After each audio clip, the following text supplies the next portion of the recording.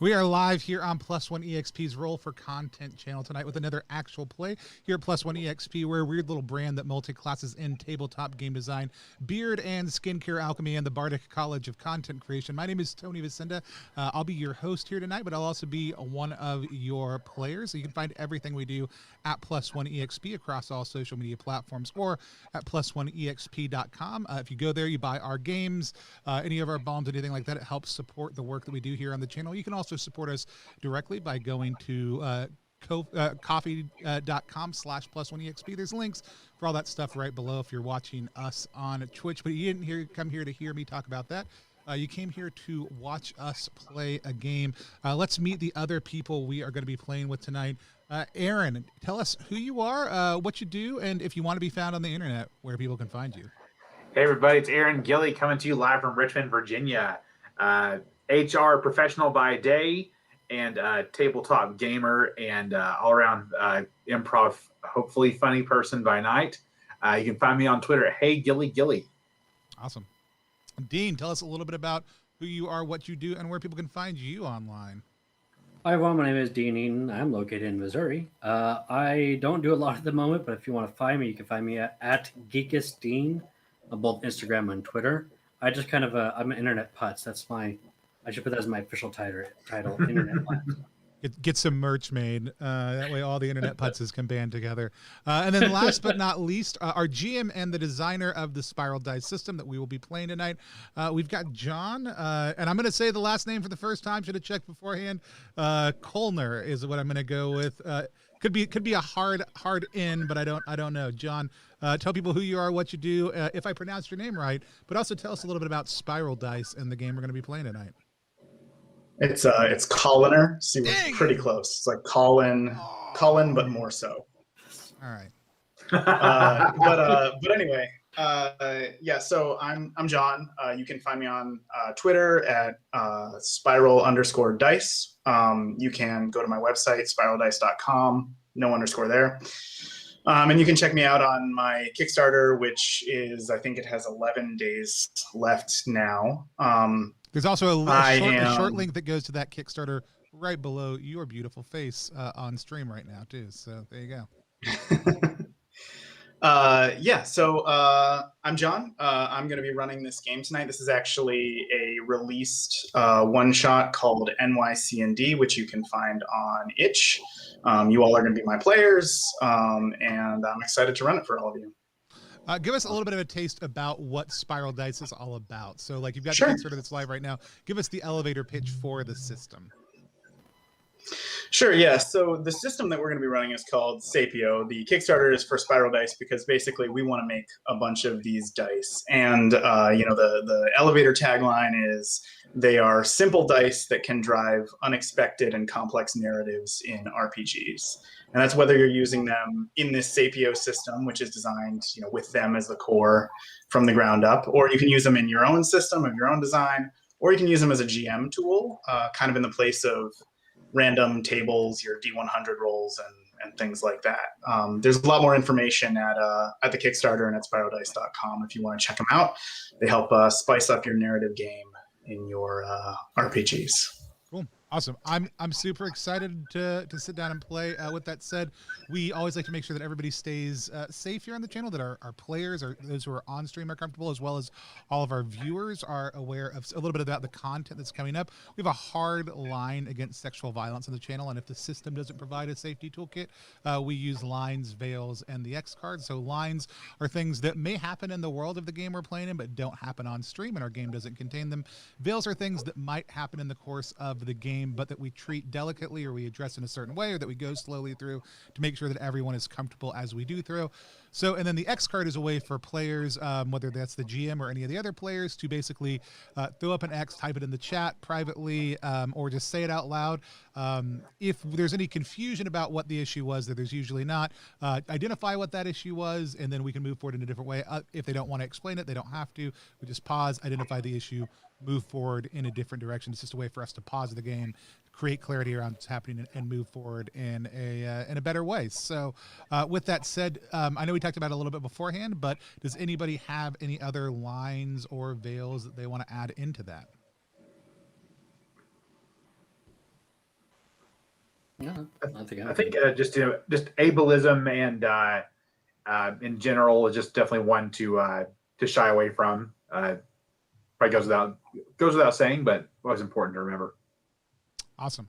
And hey, look at CA Berlitz is watching us right now. Says that they love that we explicitly use safety tools. We like to do that also too. But which is why we do it, I guess. But anybody else have any other ones that they want to add in there? And if not, John, can you give us and the audience a little bit of heads up? You don't have to give us any of the behind the scenes details. Do we need to worry about gore, peril to children, peril to animals, any of that kind of stuff as we're going through the session?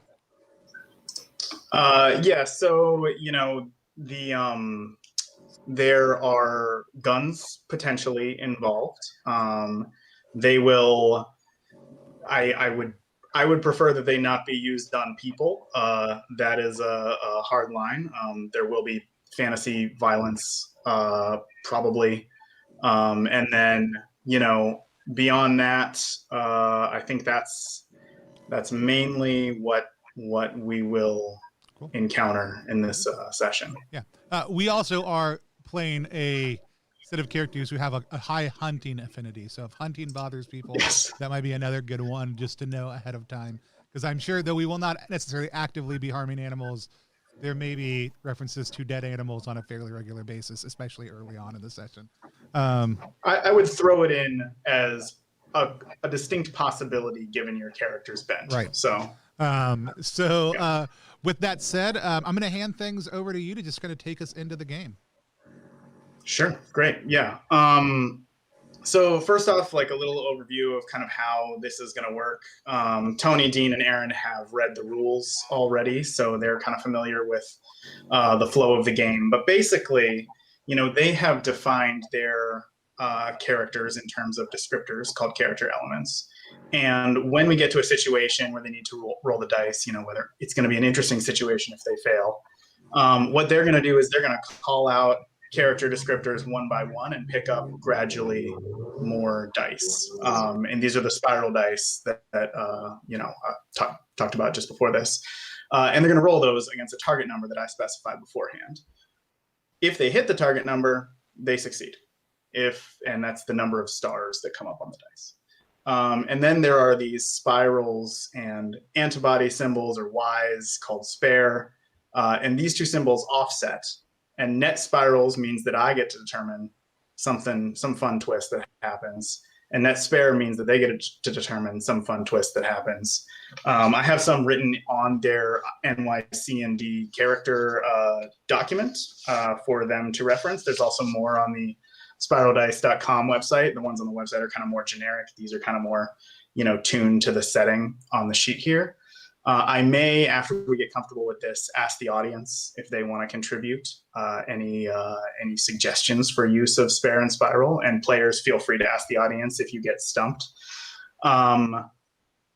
Let's see. I think that's like a good kind of intro to the system. That should be enough for those following along at home to get a feel for it.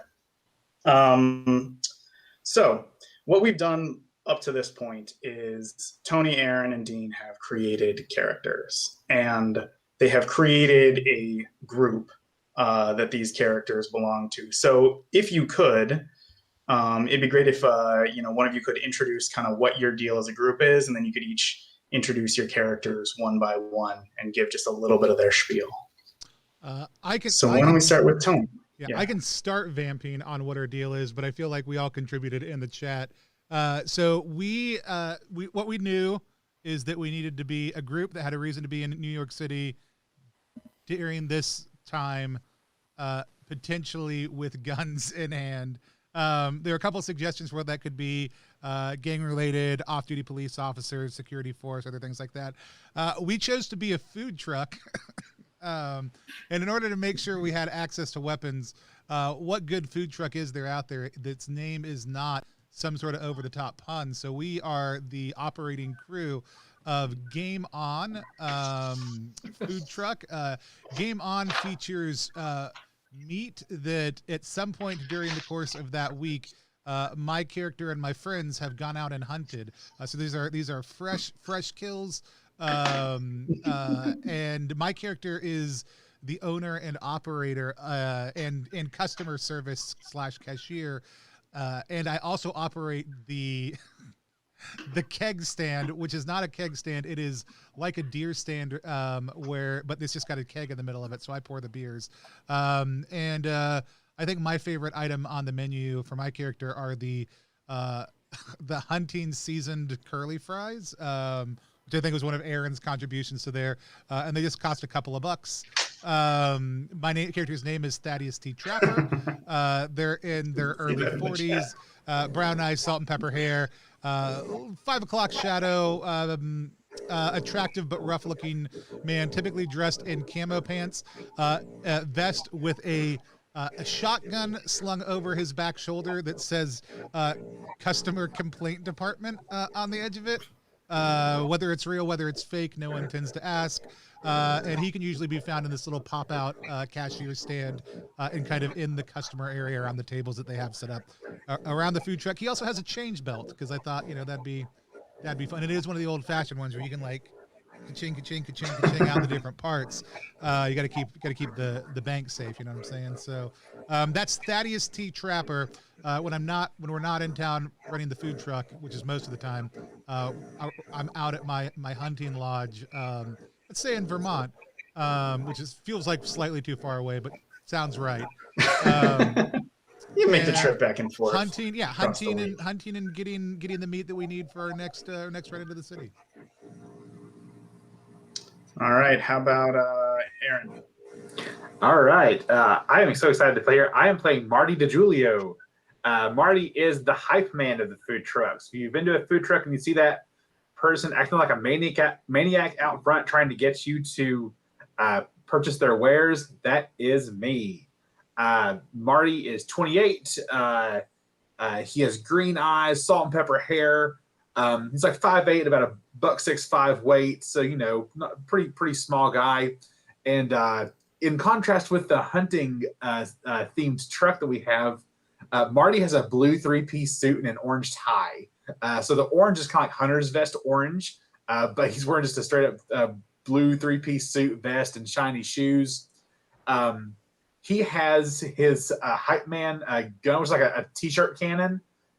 So you go to a game, you see some of the mascot shooting the shirts out of the t-shirt cannon. Well, Marty has that here as well, shooting out merch and things for the Game On food truck. Aaron, can I say I love it because when you started describing your character, I was definitely thinking maybe 18, 19 years old. But I love that he's in his late 20s and is still the sign spinner / merch shooter for the company. Yeah, because his official job as a full job is promotions consultant, because he does this for lots of other businesses too. He is essentially the human form of a wacky inflatable flailing arm tube man. He's out in front of like CrossFit gyms and body pump classes. Any of those other things people are trying to make a dime on. He's out there promoting and hyping, but also is a dance instructor as well. And he's out there. One of the dance businesses he was shilling for actually said, "Hey, we can only pay you in free classes." And long story short, here he is now. Amazing. Dean, why don't you give me your character? I'm playing Isaac Albert. He is also living out in Vermont with his friend who's running a food truck. Where's the... Oh, there we go. That way in camera. He is primarily a silat fighter, which is a type of Indonesian martial arts. Specifically, he focuses on knives. But at part-time to help out his friend, plus he likes to live through his passion of cooking. He acts as the chef for the food truck, where he handles all the fresh meat that comes from that is killed every week and serves it to the people out there. He's also the barely elder step cousin to Aaron's character. I love the idea. All right. I do want to clarify. I also don't like. I know this is a food truck, and there are licensing requirements for food trucks. I don't know that this food truck is licensed in any way, shape, or form, and almost all of the equipment is just old modified like military grade equipment that's been slammed into a giant like flatbed truck. It is not a standard food truck in any way, shape, or form. I actually had that. I had that thought as you were talking about the game food truck. I was like, I bet those licensing requirements are real tough. But it's good to know that you maybe don't really, you show up in parks, you show up in other places, and or maybe you pay somebody off. I don't know. Yeah, no, I just think like we go in places where it's really busy and like to the point where like no one's out checking like we're not in the city on the slow day where the city employees we only hit high traffic times because then no one's gonna come by and check your licensing then. That's right. I'm getting your name set up here. Okay. So those are, in the game, basically, it's collaborative generation. Those are the first two questions, and they've already created their characters. Question 3 for the group. You all have a person you care about in common. Who is that person?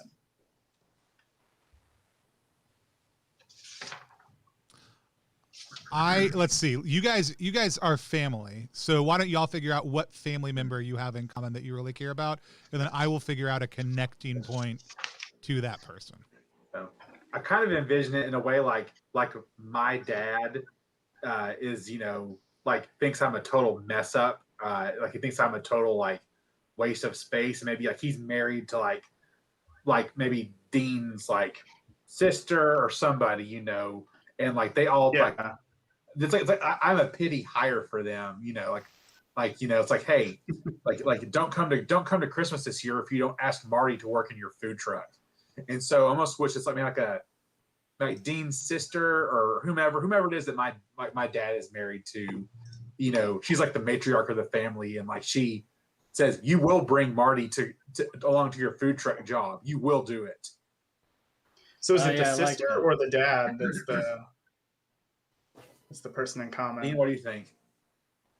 I think as the person in common, it'd probably be like the sister. Maybe you like her or something, like as a person. Yeah, it's like my stepmom. Yeah, so my stepmom and Isaac's sister. Cool. And how about Lily DiGiulio? Oh yeah. There we go. How about this? How about Lily was my my CO back when I was in the military. Okay. I love that. Great. Yeah. All right. That's good. Yeah, that works for me. Okay. So Lily is the person in common. Now, you are, so year's 2019. It is the weekend before Halloween, and Halloween's like on a Thursday. So some people are out for Halloween stuff. It is evening. And you are celebrating for some reason, or you were at a celebration. Why are you celebrating, or why are you at a celebration, and what is it? What is the venue?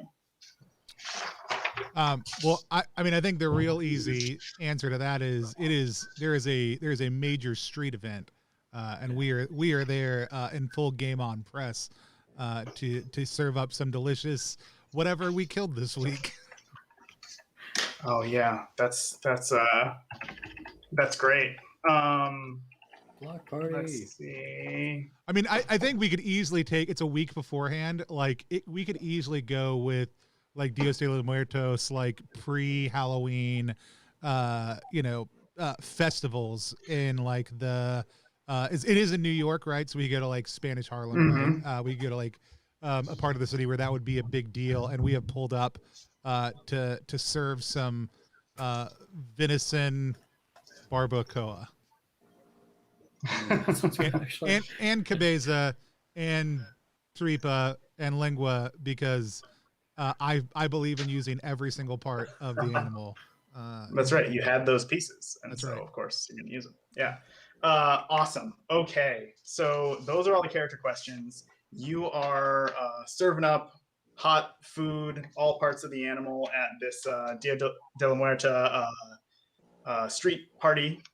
Now the question is, I got 2 GM questions for you. How are you dressed, and how are you armed? I think Tony slash Thaddeus already answered, seeing as you may have all already kind of answered, given that you have like stock ways that you dress, unless you are dressed up for this festival. I mean, it is a festival. Customer service is important. Customer satisfaction is important. I definitely think hearing how people are armed and if they are wearing a costume is a great thing. Aaron, you got any ideas? Yeah, I think that Marty still has his signature blue suit on, but he has like an eye patch and maybe like a little kid's pirate bandana around his head. And he's like, I'm a sales pirate. Or like he's like, he's like trying to play along, maybe even begrudgingly. And are you armed or not?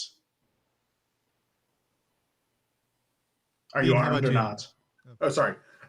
Yeah, so he has his T-shirt cannon, but he's wearing it. It's a pretty good sized pneumatic tube gun, but he's still got it like tucked in his back pocket like a U.S. Marshal would. Like it's like in the back of his pants. Got it. Here, I'll pitch this. What if, and it depends on how Dean wants to go.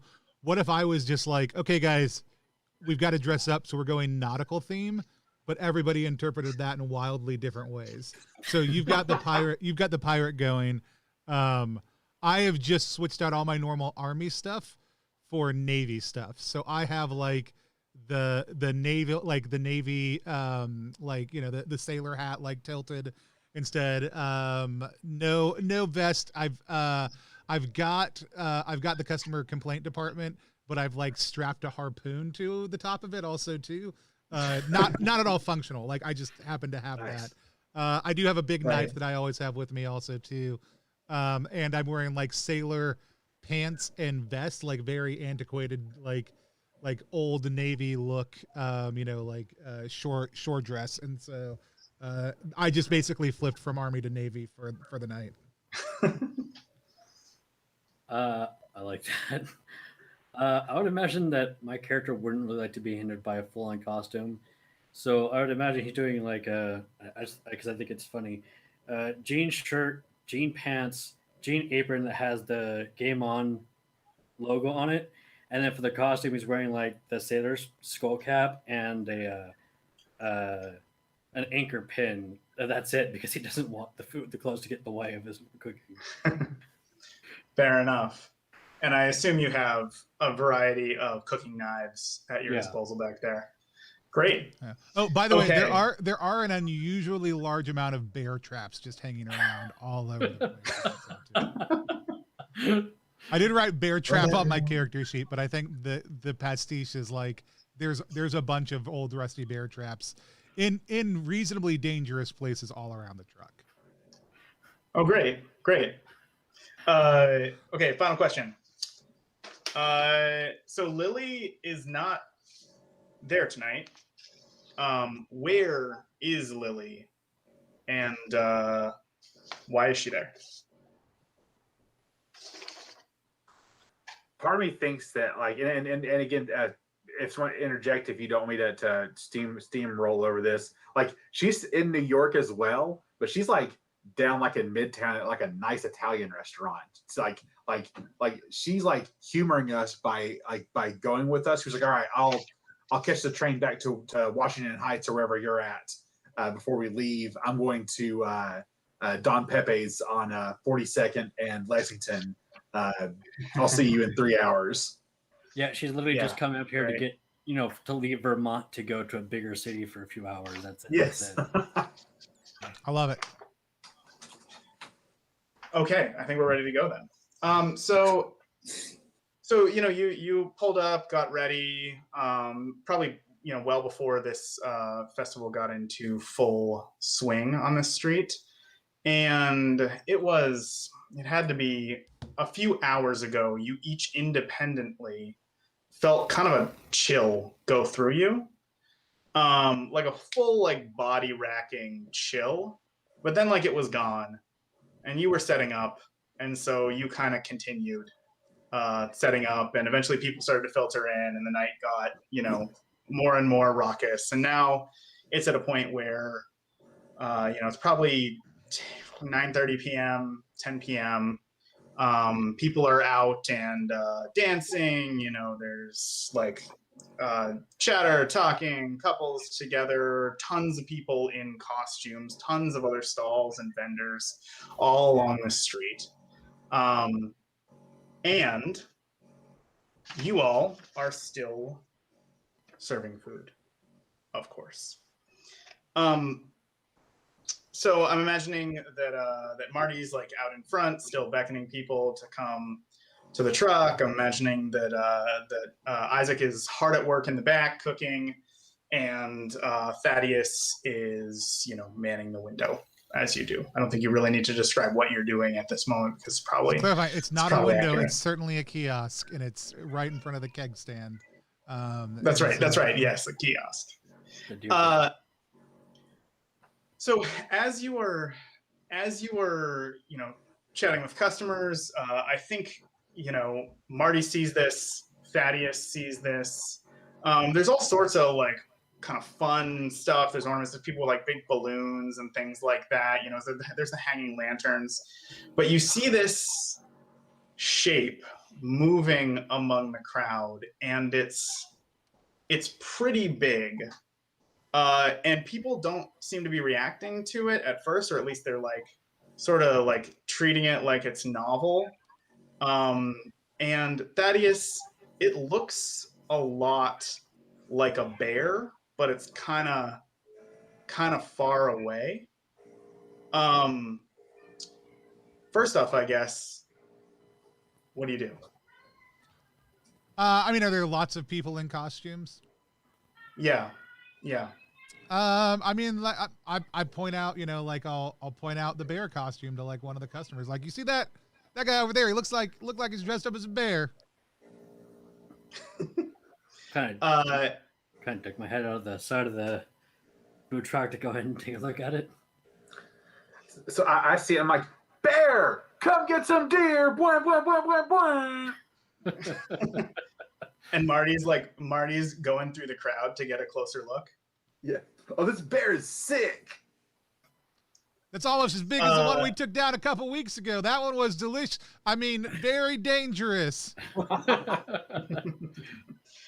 So as you get a little closer, what happens is it moves fast, and somebody screams, and you can see like somebody walks away clutching their arm, and then there is a sound, and the sound is this high-pitched kind of shriek roar that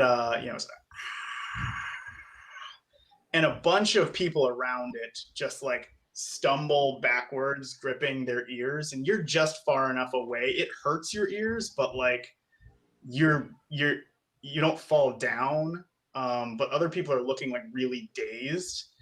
And it is that moment that you see its face turn towards you, and it has the full-on beak of like a bird creature, and you can see that it's got feathers, and it is like swiping at the crowd and like turning in circles, and it is definitely starts to like wend its way your direction as people are getting out of its way.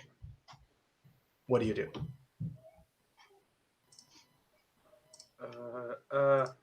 Uncle Isaac, Yeah. Uncle Isaac, help! Yeah. He's gonna go ahead and grab a couple of his knives and like, we should probably do something about this. As he turns over to Thaddeus there. You got to stay in your lane, Isaac. You got to stay in your lane.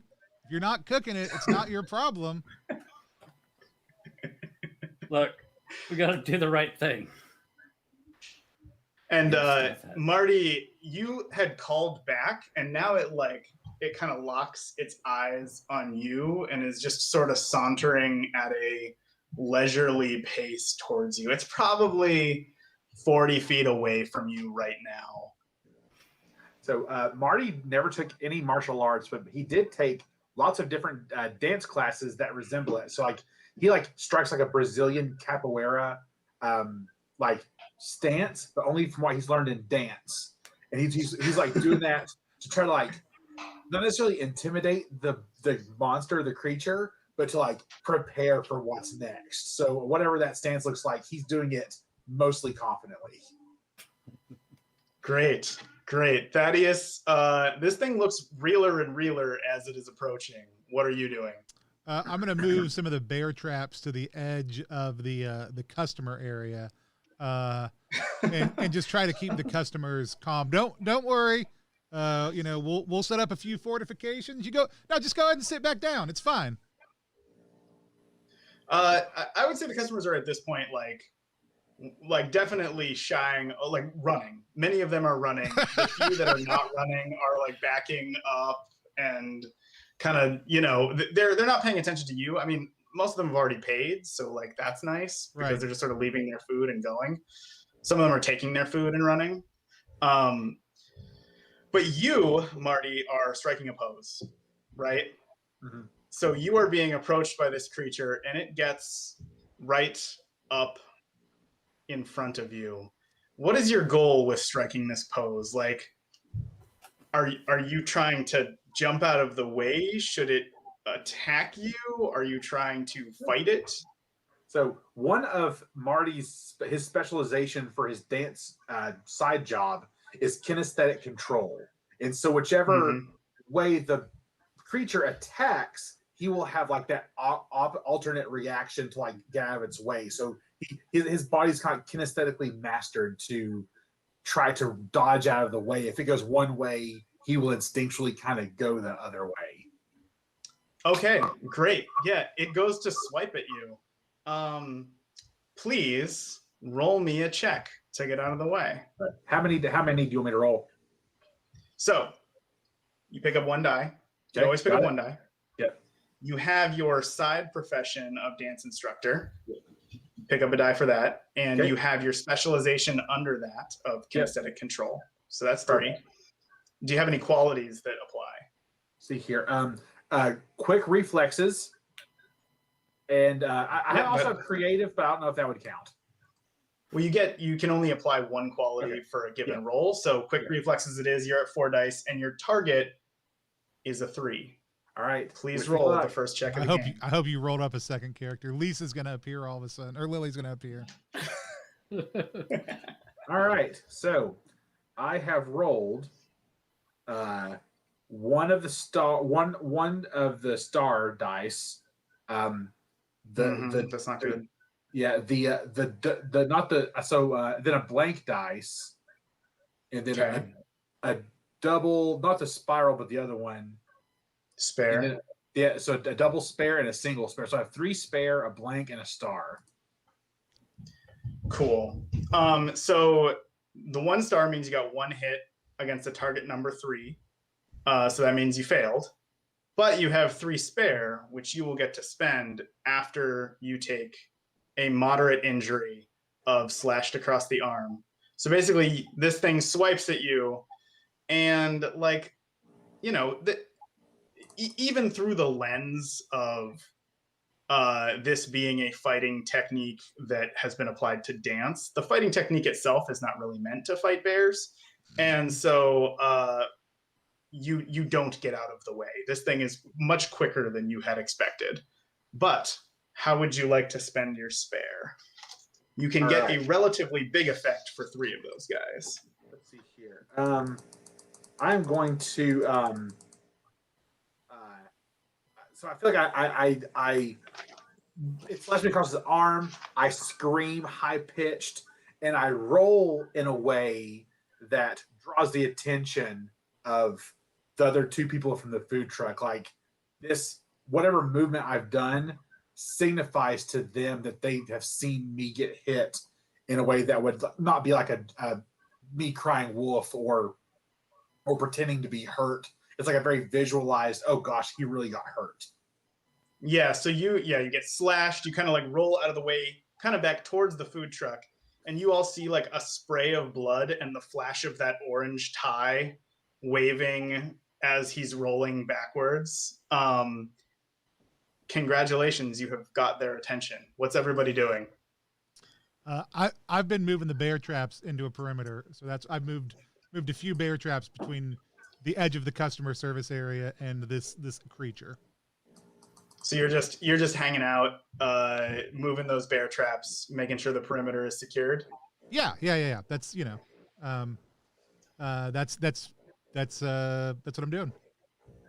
And explicitly not helping your Explicitly friend in not any other way. explicitly not helping because that's until they cross the plane into the customer service area, you know, that's Marty's area of control. And so like, you know, Marty's obviously on the problem, you know, and so Aaron did spend this so both of you would notice. So Isaac, out of the like back door of the or like the side door of the food truck, you see this as well. What are you doing? So to get an idea of the scene, did he walk up past the perimeter of the food truck, talk to the bear, and then get knocked back into the food truck? He's still beyond where the traps are. He's maybe like 20 feet away from the food truck at this point, but has drawn the attention of this large creature. You can like see him out the door, and this thing is staring him down and advancing on him again as he rolls backwards. All right, so I need to do the right thing here and protect my nephew, who's barely younger than I am. And I'm going to go ahead. I'm going to jump the trap, so to speak, and I'm going to attack him with my knives. Trying to like bulk damage and hopefully get some attention. So this moves us into an action sequence. And the way this works is that everybody does stuff at once, but one of you is focal and one of you is not. I'm assuming only two of you are actually in this action sequence, although you know, we could potentially have Thaddeus go at the end. But so Isaac, you are going to be focal for the first thing. You're running in and advancing on this thing. All right. And Marty, you are so you can basically either help, and what helping does is that would give him an extra die. You have to describe how you're helping, and if he rolls spiral, it exposes you to danger. So you basically invoke one of your elements, but there's risk to yourself, but you boost the chance of his roll succeeding. And then what's going to happen is there's going to be another turn within that round where you're going to go and you won't be able to invoke the elements you used for your own stuff. So the question is, Isaac's advancing. Marty, what are you doing? I definitely want to help. And so using very creatively thinking, you know, what would this creature want? The smell of blood. So I take one of the Game On t-shirts from the t-shirt cannon, wipe it, rub it all on my bloodied shoulder, put it back in the t-shirt cannon, and say, "Hey, bear, go fetch!" And I shoot the t-shirt cannon, try to get it away from my uncle, to distract him. So, you know, to distract the creature. Yeah. I'll let that happen this round. Normally, in one of these action sequences, keep it like tight when you are being not focal. So I might like rub it and then throw the t-shirt. But Okay. Loading the t-shirt gun sounds fun, so let's make it happen. Isaac, how exactly are you advancing with the knives? Are you throwing them, or are you going to try and stab this thing? Given that he's right there on the creature's right there on him, I think since I'm trying to get the creature off him, I'm going to go ahead and just get up on it with my chef's knives. Got it. Okay, you are rolling the check. Pick up dice according to the rules. So start with 1, Okay. and then open your character sheet. Then I have bladed combat or profession, select fighter, and then bladed combat, which adds 2 die, and then strong for equality. Can I invoke strong? Yeah, absolutely. And Okay. Marty can invoke, I'm assuming like creative is that you have creative, right? To throw that extra die in. So you have 6 dice on this roll. And this is against you said you're getting up close with it, right? Yeah. Yeah, so that's against a target 3. All right. Okay, I got one die that has a hit, one that has a dot, one that's a scroll and a hit, another that has a scroll and a hit, 2 scrolls and a double hit. So So you're going to count up all the hits. 4 hits. 5 and 5 hits. Good. Sorry. And then And how many spirals and how many spare? No spare, but I got 4 spirals. Okay, great. So you run up at this thing, and the names, normally the names are underneath players. Marty fires the t-shirt cannon, and it sort of like looks off beyond its shoulder as the bloodied shirt goes by, and then you run up and stab it. Where are you stabbing it? I'm gonna say like stab for the like eye, as far as I can tell. I can also just kind of like blind it. Great, you get it next to the eye, and it's got a big head, but it does start bleeding a lot as soon as that knife goes in. That being said, it shakes its head and knocks you back and to the ground, sort of like just outside the range of the traps. Marty, what do you do? You are focal now. Yeah. So at this point, I've seen the sheer power of this thing, and I want to try to run like hell from it. Okay. Are you running back to the truck, or are you just running away? I want to say just instinctively, he'd say he runs back to the truck. Okay. All right.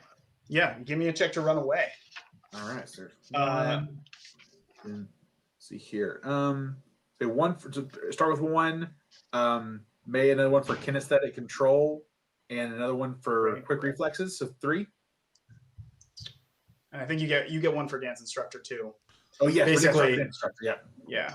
So that'll be 4, and that is against another target 3. Isaac, are you tossing anything in to help, or are you mostly staying out of the way here? What can I toss in to help him escape? I guess can I throw a knife at him in game or something? So let's see. Let's look at your character sheet. You sort of teaching rules on the fly here. You cannot use the things you invoked last turn. Okay. But you do have available. I think you might be out of stuff. Intuitive or reliable. So I don't know if you can help. Yeah. You spent all your. Okay. I'm gonna say it's 4 dice. Then go ahead and make the roll. All right. So I got 4 hits, 2 spirals, and a spare. Okay. So yeah, that's 1 spiral left. 1 spiral left over. So you like get out of your roll. You hustle backwards. This thing like turns around and kind of sees you, and it steps forward, and its foot like is right next to names are so hard. Isaac's head. As Isaac is on the ground, but you manage to hustle backwards like into the food truck. Thaddeus, is there anything you would like to do besides like keep your traps in position? Is it still coming this way? It is advancing towards the food truck. Yes. Yes. I mean, I'll pull out the customer service department off my shoulder, and get ready, because if it comes in that customer area, it's going to have a problem. Are you just posting up and waiting? I'm just posting up on the other side of the traps. This is everybody else is out of formation, but that does not affect whether or not I'm gonna man my post. I don't care if Isaac's run out to help Marty. That's his own business. I'm not happy about it, but I'm gonna man my post. I think what's gonna happen next. So Marty has now scrambled back into the truck, bleeding. You can decide what you want to do, whether you want to close the doors, whether you like. Now both Thaddeus and Isaac are out of the truck. So it's your decision what to do there. I think that Isaac at this point is focal, and we're going to start a new round. And so, Isaac, this bear steps next to you, and then it like looks down at you with its big head and its long beak, and it is within chomping distance and rears back to bite you. What do you do? I'm going to try and because I'm as far as I know, I'm still on the ground. I'm gonna try to spin out of the attack, and then use that momentum to get past the perimeter of the traps if I can. Okay, so you're getting out of the way there, and you know what? Because Thaddeus to this point, he hasn't. Tony hasn't called it out, but Thaddeus hasn't really helped. I think that you get a luck, Isaac, for Thaddeus not having engaged up to this point. That being said, are you helping on this one, Tony? I'm not. Just for anybody out there watching, so there's a trait, or there's a thing called your worst instinct. Is that what it's called mechanically? Your worst impulse. My worst impulse, and my worst impulse is your land is your land, my land is my land, and so I think people should take care of their own problems in their own spaces, and that is how I run the food truck, and so sometimes when I don't help, things are better for other people, but it does mean I cannot actively help them. So it is a limited amount of help as opposed to the more help I could probably provide directly, and so which I just think is a super dumb fun thing that I did with the system. And so, yeah. Isaac, feel free to roll a check to not get bit in the face by spinning out and getting out of there. And you have 3 luck now, so if you want to spend it to get more dice on this might be a good time. Yeah. You don't have to though. No, that's actually a good idea. Do you think I could invoke my martial art here to help me with the dodge? Absolutely. So I'm thinking you start with 1. You can get 2 for Salat Fighter. Dodging is definitely part of it. It's not bladed combat, but if you're pushing off real hard, you could add 1 for strong, and that gets you to 4. Okay. I'll go ahead. I'll burn the luck I just got to give me an additional 5th dice, just in case. 5 dice against a target 3. It's easier to shoot this thing than it is to fight it up close. Just FYI for future fights against owlbears. Okay. All right, yeah. Roll those 5 dice. Ooh, that is not good. Got a spiral, a spare, and nothing but blanks for the rest. That is impressive. That's really hard to get on 5 dice. It is really hard to get on 5 dice, yes. Okay, well, the spiral and spare cancel out. So what happens is that you spin out. Are you making your way back within the perimeter of the traps? Yeah. So you spin out, and it chomps at where you just were, and then picks that foot up, and you push yourself off, and it just rakes down your back. Take a moderate injury, but you do get back behind the traps. Why don't we, seeing as this thing is probably going to keep pursuing you and it's going to big dumb pursue you right into the traps, why don't we let Thaddeus roll a check to do whatever it is he has already set up to do? Whatever dumb thing I'm doing. Sure.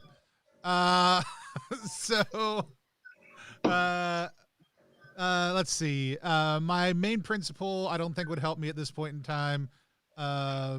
We already used worst impulse is how I'm solving this problem. My main profession is hunter, and so that's we'll get 2 for that. My specialization is trapping, so I've got another 1 from that. All right, I'm a food truck owner. I don't know that particularly weighs in here. Even though I'm using the customer service department, I don't think that customer satisfaction probably goes in here either. And just to review, 1 rule is that you either add your main profession and potentially specialization, or your side profession and potentially specialization. Right, and then you can add a quality, and I think you've got a good one. Yeah. So I mean, I could go with inventive. I could go with battle hardened. I feel like this is more battle hardened. I'm staring down this owlbear as it rushes into my fortified position. And so I think that's what we're doing. And as far as I know, like, I don't know that there's an advantage to me shooting it while it steps into my bear trap, so much as there is just letting it wander into my bear traps and then deciding if I'm going to shoot it. So I feel like that would probably be a separate thing. Is that correct? I mean, you could say, why don't we roll it, and then you can let me know. We if can you wanna determine also how we have can shot determine it. how I did that. Okay, cool. Yeah. All right. So this is my first time. You know, you said, "Hey, make sure you know how to roll," and I was very confused and was going to ask when I got here. But I have I think figured it out. So I'm going to hit 4 spiral dice. There we go. So I just got You generate them first. I generate and then them you first. have to select them and then click them. And you have 5 on this roll because you start with 1, Oh, that's right. 2, 3, 4, 5. Yeah. Well, dice. Dang it. Dice. It's a target 2, by the way, because you're not like directly engaging this thing and you're set up with traps. Right. It's a smarter way to fight it. I'm having a hard time selecting these dice. All right, I think I got them all. Roll. All right, so I think I got 6 hits. That seems insane. Hold on. That's a solid amount of hits. Am I reading this correctly? Yeah. Or hits the stars. explodey ones? Yeah. So I got 6 hits. Yeah. And then 1, 2, 3, 4 spirals. And then 1. Is that a spare then? Mm-hmm. Yeah. 1 spare. Yeah. So that's net 3 spirals. Okay. Yeah. So it fully does 2 paws in the traps. Just 1, and then like pulls back and it's bleeding, and then another one, and it's got the double paws. And then it screams again. And you're like right there, ready to go, focused on it, and it just goes. Take a moderate stress of dazed, because it like rings in your ears to the point that you like are like unable to really think, and the world gets a little blurry around you. That being said, this thing is now like stumbling away and not sure what happened, and does not appear to be directly engaging you anymore. It is clomping away and like trying to pull these traps off of it as it is creating distance. I yell. What do you do now? I yell, "Hey! Those are my traps." Are you gonna attempt to chase this thing down? Absolutely. Or It's got 2 of my away? best bear traps on it with it. Okay. So I mean, as it starts to move off, I'm not letting those traps out of my sight. So I will close the distance and shoot it with my shotgun. Okay. I think at this point it's that's a solid prospect. You're basically shooting it from behind with a shotgun. You can take it down. Okay. You successfully fell this creature that has been running away from you. And count 1 dead owlbear among your assets. Excellent, because it's going on the truck. And so you now have two bleeding employees. You have the streets are largely depopulated at this point. People were running away as this fight was taking place. You all can now maybe chat with each other about what's going on, or decompress, or talk. What do you do? Dang it, Marty! I told you. I'm also talking way louder than I need to because my ears are still ringing. Dang it, Marty! I told you not to bleed in the truck. I know. Sorry. I'm sorry. I know the first rule of working here is that the only blood in this truck is from the animals, and I'm That's very right. sorry for that. That's right. Rule number 1, you're out of formation, which is rule number 2. Get the first aid kit. Come on out here. Can you field dress this, or this? Can you field medic my wound? I mean, I wasn't a medic, but I can slap a bandage on it. Thanks. I'm too weak. Yeah, I'm sure you have a first aid kit on the truck, right? Yeah. So, I mean, it's required by the certification that we don't have, but also it just doesn't seem like a thing I would not have. So. It's got gauze and medical tape. That sounds pretty good. That's right. I mean, it is probably actually fairly extensive, but from a survivalist and hunter standpoint, like, yeah, absolutely, it is probably a well stocked medical, like a first aid kit plus. So yeah, we'll as best as possible tend to the wounds. That looked like y'all ever play that that game when I was deployed? Some folks did you sit around, you roll the dice? Oh yeah, Pathfinder. Yeah. They got we got 40K. We got both kinds here, Pathfinder and Dungeons and Dragons. I bet the monsters and mazes.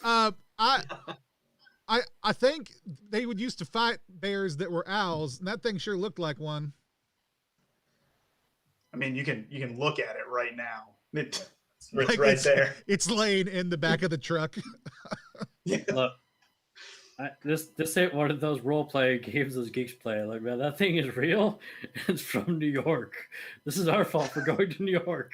I mean, you always say the worst things happen when you get to the big city. Yeah. I never expected anything like this. I blame Lily for this. I wish you never married my dad. Speaking of Lily, you all get a group text at once. And the text says, at Don Pepe's, there are creatures here. They took him. Please come help. All right, I'm not super excited about you disrespecting the commander, but you know what? Sounds like they're in trouble also too. Also, I want to clarify. I don't know, like if I have a device, I would love to have a pager instead of a like. It's I mean, it's a nice pager. It's a nice pager. You can but have it's a pager. not a cell phone. So I'm blowing up. It just says 911 on it.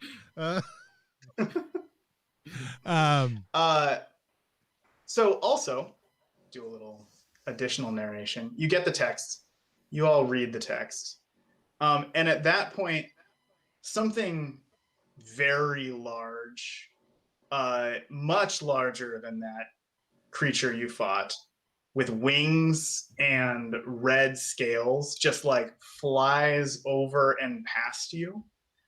And in the distance, you see gouts of flame come out of its mouth, and something explodes. The explosion kind of, rings in your ears a little bit. Maybe not in Thaddeus's ears because he's not fully back to hearing What? And then all of those nice street lanterns and storefronts, all the lights go out. The lights are still on in your food truck, but everything else goes dark. The skyscrapers that you can see in the distance in the city, the lights are down. And off in the distance, just at the edge, like this street is relatively empty, but you can hear the sounds of things crashing, like not necessarily close by, but like way at the edge of your perception. Things crashing, an occasional scream, like something is real wrong in the city. Thaddeus? Yeah. I think that their flying creature was a dragon. I'm telling you that there were dragons in that game also too. Sick. What we should, I mean, like I look at like, it's not even like tables, it's like barrels and spools of like old like giant wire spools. It's like, it is not formal tables that well, we could probably come back and pick these up, but we should probably go ahead and batten down. Looks like the crowd's kind of thinned out, and find ourselves a different part of town. Maybe pick up the commander on the way out. Yeah. Yeah. He's gonna step into the back because that's his natural place on the truck, and he's just gonna look over at Marty. I'm gonna tell Lily what you said though. All right, Marty doesn't even get. Marty says shotgun and like jumps on the other side of the truck. I imagine because of the nature of my character that it is not actually probably that hard to, like the kiosk like basically slides out and slides in, the keg stand that goes over it also like slides out and slides in. It's just a couple metal poles that kind of hold it up. So we slide the keg back in, we slide the kiosk back in, we leave the spools where they're at, grab the bear trap that is not on the owlbear, toss it back in the back, next to the owlbear. One bear also. trap left. Let's roll. So, I mean, I could take the other owlbear. You can take it. I got the owlbear and the other 2 bear traps. I just got to get them off still. We'll put it in the part of the truck where the owlbear's in the part of the truck where the blood drains out real easy. And yeah, you need that in your food truck. Yeah. You wanna drive, or do you want me to drive, Isaac? I think this is one of those situations where the whole offensive driving they teach you might be kind of useful. All right, I can do it then. And so, as a result of your first aid, please downgrade the 2 injuries you 2 received to minor injuries. Okay. They are patched up. And Thaddeus, I think given a little bit of time, your ears stop ringing and you can clear that stress. okay. And by a little bit of time, I mean like 10 minutes. That's Right. you Like get I've things turned shut on up. the radio far louder than it needs to be at first, and then later on, I'm like, "Did you turn up the radio, Marty?" So you start driving, and you get to the end of the street. You kind of get out into You're going to start crossing intersections and making your way through the streets of New York City. And off in the distance to your right, you're going left, which is great because you see like some sort of large kind of humanoid that look like they might have hair, like a lot of hair, just like running after somebody in the distance. And there's like smoke. And you start to see that down some streets, a lot of cars have gone, and there are pileups. There are cars that have crashed into each other. It's totally dark, but the headlights are like lighting up, like little bits of those streets. And it looks like people have tried to get out and then largely caused traffic jams and fled on foot. And so the driving is not straightforward. Like you are trying to pick your way towards streets that are less traveled, which means going down some alleys. But you turn the corner on one street that looks clear, and what you immediately see is that there is like this low haze in front of you down the street, and it's got sort of a brownish red tint to it. It looks like it maybe comes up to like chest height and it like dissipates at about chest height. But it's kind of filling the street that heads south, which looks to be your best way forward at the moment. What do you do? Hey, Isaac. Yeah. You probably want to put on that gas mask back there. All right. And I say, here's a little trick I learned in deployment, and I'm gonna I just flip the switch on the air conditioner to recycle. Tell him to roll up the windows. And I was like, this isn't full coverage. This is about 70% of the way there. You're gonna want to go ahead and grab one of those. By the way, I noticed you did some customized merch back there. That was some good innovation with that blood splattered shirt. I think that bear probably really liked that. The cost is coming out of your paycheck because we did not recover the shirt or the money. But just FYI, you may want to grab a couple more of those shirts and that water bottle down there and cover up those vents also too. We're just gonna try to cruise through this thing right. real Great. slow like. So give me a check to notice some stuff in front of you in the haze. I think that's whoever's driving. I am driving. So what do you have that's useful to notice? I stuff? feel like being a hunter, going out at early Yep. hours, like absolutely. I mean, I don't know that this is trapping specifically, so I would say that I don't think that adds in anything. And then I would say battle hardened or sneaky might help. But I mean, I'm fine either way, whichever one we think we're using. So I mean, I think Yeah, I think you situational could add either awareness of or those. in either one would add there. And so I think the applicable one here, let's say battle hardened. okay. So is that I started with one, I added two more, and then I Yep, added that one is- one more, so we're at 4. Yeah, and that's against a target. Let's do 2. This is for noticing.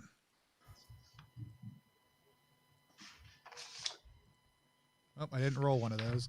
However, it's looking real good so far. It's looking even better now. I got 1, 2, 3, 4, 5, 6, 7 successes and 2 spirals. How are you getting so many hits? I'm using the spiral dice. I don't know. Yeah, no, I've got doubles on. I've got lot. a hit on every die, and I've got doubles on 3 dice. That's good. It's good stuff. I'm not accusing you of cheating. I'm not doing that. I wouldn't even know how to in this game. So That's far, right. like I am vaguely aware yeah. of what's on the dice, but I would have no way. Yeah, I And I do have to say, always it's tell such a- people like, hey, if it's more fun to you to lie about what you rolled on stream, like go nuts. Like I'm not gonna, like, because we have some players who are like, I just want to fail. And I'm like, that's great. Just say you failed sometimes. Like if you're just like you think that's more fun, say it. I don't care. Yeah, you know, it's kind of nice to be able to roll these in person. Like it's really nice to be able to roll these in person. Yeah. Unfortunately, there's only 15 of them currently that exist. So really, like me and one friend get to roll them in person. That's There's going right. to be a lot more. So, I'm going to spend those 2 spiral to make more of them. You notice well ahead of time, as you are driving through this haze, and you have a gas mask on. Is that right? No, Isaac has a gas mask on because we do have numerous gas masks, but they're all in the back. It's just like a funny, like kitschy thing for when he's cooking if it gets really smoky. Like we don't really have a vent. Like we do have a pop top. Like you can get up and pop the top open if it gets real bad. But we just put on gas masks and keep on cooking. Like the crowd loves it. You first are like, well, what's that? I'll say one part barbecue, 1 part restaurant, 1 part doomsday prepper. That's right. It does seem to be well equipped for doomsday, to be fair, and that's apt. So immediately, like you notice that the air conditioning system is not fully sequestering the air because you start to get the character of the air outside, and it is a taste that you may have kind of tasted in the air in your time in the service. It tastes like rust. And then so that makes you start slowing way down. And then you notice ahead of you that there's something moving in the haze, and it's a big bug. And it is kind of skittering around, and like as you're slowing down and you're driving through this, you're like, wait a second, there are like no cars on this street. And you see 1 car ahead, and you see this bug come out of the haze, and then it just sort of gets up close to the car, and one of its little long antenna, it's like a big cockroach basically, touches the car, and the car just starts to dissolve into this haze. And then it its antenna kind of wave in the air, and it clearly they point towards your van, which is now you've slowed down really far away from it at this point. Right. But it starts to move towards you. And then you notice that there are a few more farther beyond shapes moving. What do you do? That one got a big boot. Isaac, you may want to pop the pop top there and grab one of the guns. He's gonna do just that. He's gonna pop the top there and pull out say like a 308 or something. Okay. All right. You're gonna try and shoot this thing that is approaching you. Yeah. I don't have a lot of rolls for this though. This will be interesting. And what are you doing as the driver? Are you just staying put? Are you backing up? Or are you? I have turned off the headlights. I haven't killed the engine. But I think it's on low, like a low idle right now. I am driving in like sneaky mode, and I am like inching forward, trying to feel out if I need to gun it against this thing or not. Okay. Yeah. So I'm driving sneaky. driving sneaky. Isaac, you grab a gun, you climb up top. I guess you can like pop the emergency hatch type thing on this thing, right? That's Climb all up it to the is. top. Like this is really probably Yeah. like an old bus that's been kitted out to look more like a military vehicle. And like it's our Venta hood, but really it's just like, yeah, when the smoke gets too bad, we pop this thing open. But it is easily designed to like for us to be able to park this somewhere out on the property out of the lodge and just like sit on top of. So it's Okay. designed for this to be able to be a thing that he can do. Well, go ahead and take a shot at this thing. I think at this point, I'll call it a target 3. Okay. I don't have a lot for this one, unfortunately. I get the 1 die, obviously. I don't feel like I could bring in Salat Fighter unless you want to say I have some history of like bows, which doesn't really equate, but. And then I'll give you a partial on it for the Okay. coordination that it brings. So And that's then- 2 dice total. would I be able to add intuitive to this? Just kind of like intuitively know where to shoot the giant cockroach? What it looks like to my character, anyway. Yes, but we're gonna define in that is kind of what it means. Is like a combat intuition or like a kinetic intuition. Because qualities can mean a lot of things, right? But once you define it a certain way in play, that's how it works. Yeah. I learned this with crafty in playtesting because somebody was like, "Yeah, I'm crafty, so I can build a thing, and I'm crafty, so I can deceive this person." And I'm like, seems like a lot of. Tell so that person they should go gotta pick up a copy of Beards and Beyond because that's how we use skills in that system. However, that's a different game, and so. Yeah. Okay. So I think that is 3 dice. Go ahead and roll it against the target 3, unless you want to add luck. Yeah, I think I'm gonna go ahead and burn a luck just because guns are not his like he can shoot a gun, but they're not his specialty. So I'm gonna go ahead and burn a luck, bring me down to 1. Go ahead and roll the 4 die. Let's see what we get. Okay, not bad, not great, but not bad. 3 spares, a hit, and a spiral. Excuse me. I think. Have you successfully rolled tonight? Some nights. Also, I think that Tony is actually siphoning. I am siphoning all the good hits. rolls off for people. You need 3. so, Tony needs 3. He'll take 7. It's fine. Dean can have a flat roll of 0 in the future, so it's totally fine. So what do you want to spend your spare on? Essentially, you shoot and you're gonna miss. And this thing continues advancing towards the food truck. Let me see what my options are here. There is you see a way out or forward.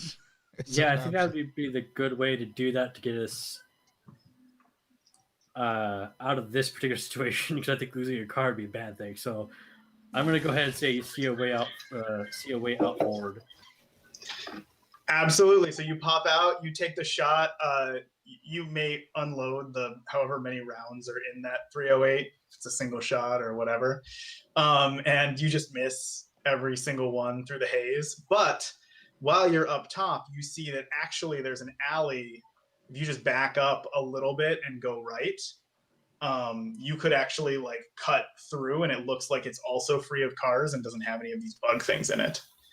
What do you do? I'm going to go ahead.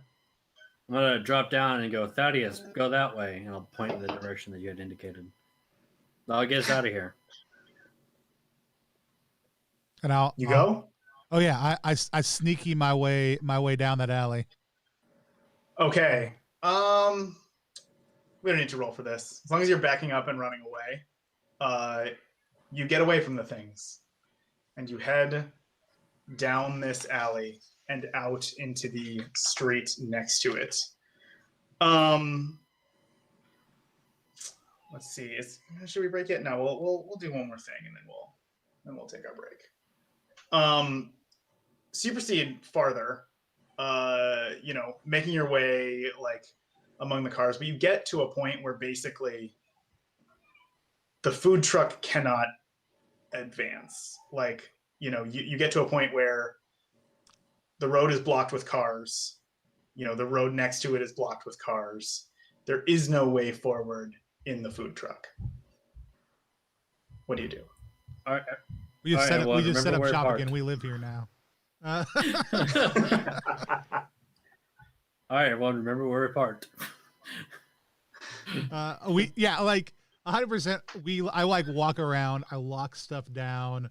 Like, yeah. I mean, like we secure everything properly. There's way more care that goes into parking this food truck, and I even think there's like a camo net, like a surveillance net that gets pulled out over the top of it that does not help at all in the city, but is 100% what we do.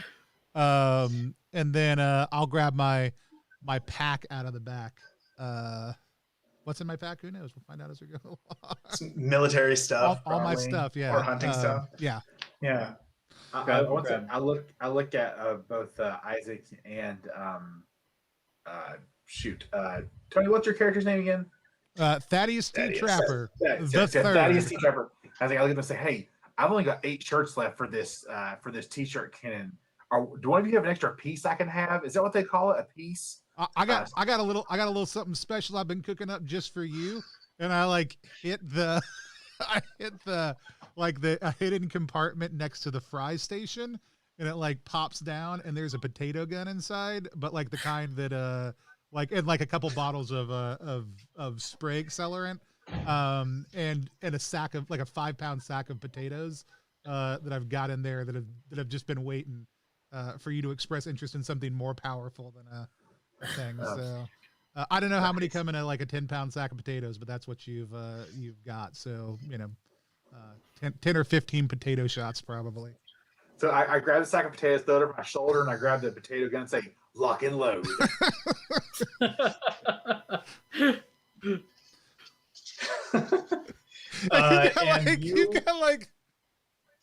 got the T-shirt gun in one hand. Potato gun. And a potato gun in the other hand. You've also got I don't know if you saw the eye patch on. The eye patch on, yeah. Watch out, John Wick. Yeah, so you disembark. I am going to grab that last bear trap also too and put it on the back of my back. That's quite the loadout. But I'll allow it. It's NYC&D after all. And you proceed now. Basically, you get out, you lock it up, and now you're having to move kind of over cars, between cars. There's headlights that are on in some of them the doors are open. Mostly it's depopulated and people have perhaps taken shelter in buildings. But in front of you, as you are headed further south, almost at Midtown, you see amongst a bunch of overturned cars, an overturned Tyson chicken truck. It's one of those big refrigerated trucks. And it's kind of it's fully spanning the road. So you'll have to kind of squeeze around it on either side to get through, and you can't really see what's beyond it. What are you doing? I just take off my hat for a moment and just think about the waste of perfectly good chicken that we could have been cooking up. I prefer it when I kill it, but just the waste of meat itself. We just take a moment and pause and At least I do. Takes off take the hat. take a moment of silence. Put the hat on your chest as you. And probably try to make it over the cab because that seems like it'd be the easiest part to get over. Yeah. Yeah, so you all have your stuff squeezing, like getting over the cab, which has slammed into the front of a store. Windows are shattered, glass all around. You slide over the top. Who's going over first? I will probably boost Marty up. So that then we'll hand Marty our gear, and then so the rest of us can scramble over. All right. Marty, I think that if you're doing the gear thing and you're pulling everybody up and then you're heading over, first person to slide down is going to see this, and I think that's Marty. So Marty, you hit the ground on the other side of the cab. The other two of you are on top of the cab, and you look to your right, and basically the top of the trailer has like been busted open, potentially by the crash. And there is just a lake of packaged chicken breasts spilling out from beyond it and onto the street behind it, which is not that weird a sight tonight, but sitting in the middle of this lake of packaged chicken breasts and eating them one by one or in big handfuls is a creature that looks kind of like a person but is huge and has a big kind of triangular nose and green skin. It's maybe like 9 feet tall standing up, you'd guess. And it's just sort of gobbling these and looks up directly over at you as you hit the ground. Should we take a break now? Sounds great. We are going to take a 5-minute break. We're going to be back. We're playing Spiral Dice right now. It's the Sapio system. Using Spiral Dice, more specifically, it's live on Kickstarter. I dropped the link in the chat on Twitch. I'll drop it there just 1 second as we go to break also. But we're just going to take 5 minutes. Let us get up, move around, take care of ourselves, any of our needs. You should also get up, move around, take care of yourselves. If you have any needs, you could do that without permission, but just as a reminder, hydrate, go to the restroom, stretch a little bit, take care of yourself. We'll be back in about 5 minutes.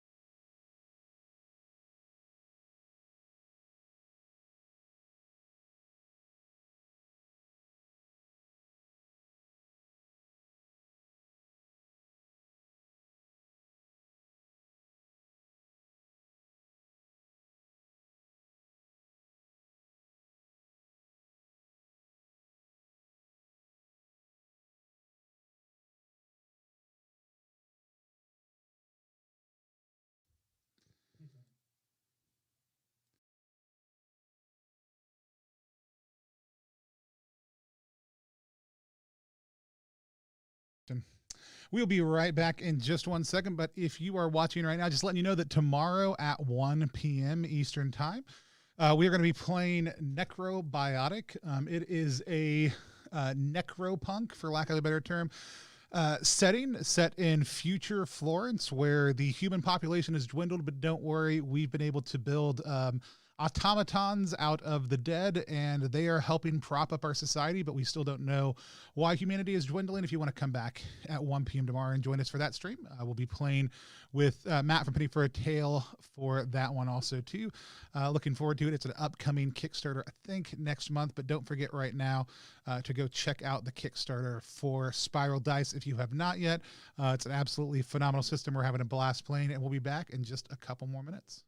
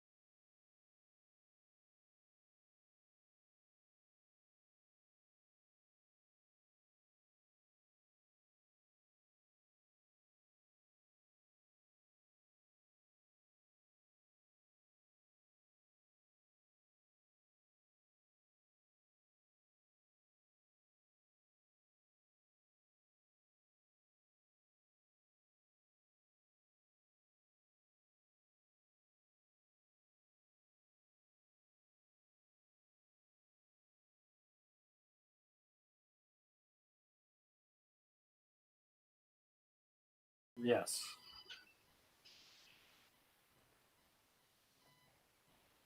All right, we are back. We are playing Spiral Dice, which is live right now on Kickstarter. We're going to drop the link for that in the chat here on Twitch, but it's down below if you're watching this later on demand on YouTube. Also, too, if you're watching on a different platform, hop on over to Twitch, hit follow, check that out so you know when we go live. We do a lot of giveaways on stream. Also, too, Spiral Dice, it's a cool new system. Again, John, before we hop back in, just kind of tell people a little bit about Sapio and the Spiral Dice system again. Yeah, sure. So to kind of recap it, it's based on these custom dice. They inject twists, either positive or negative, when you roll them. They're relatively simple.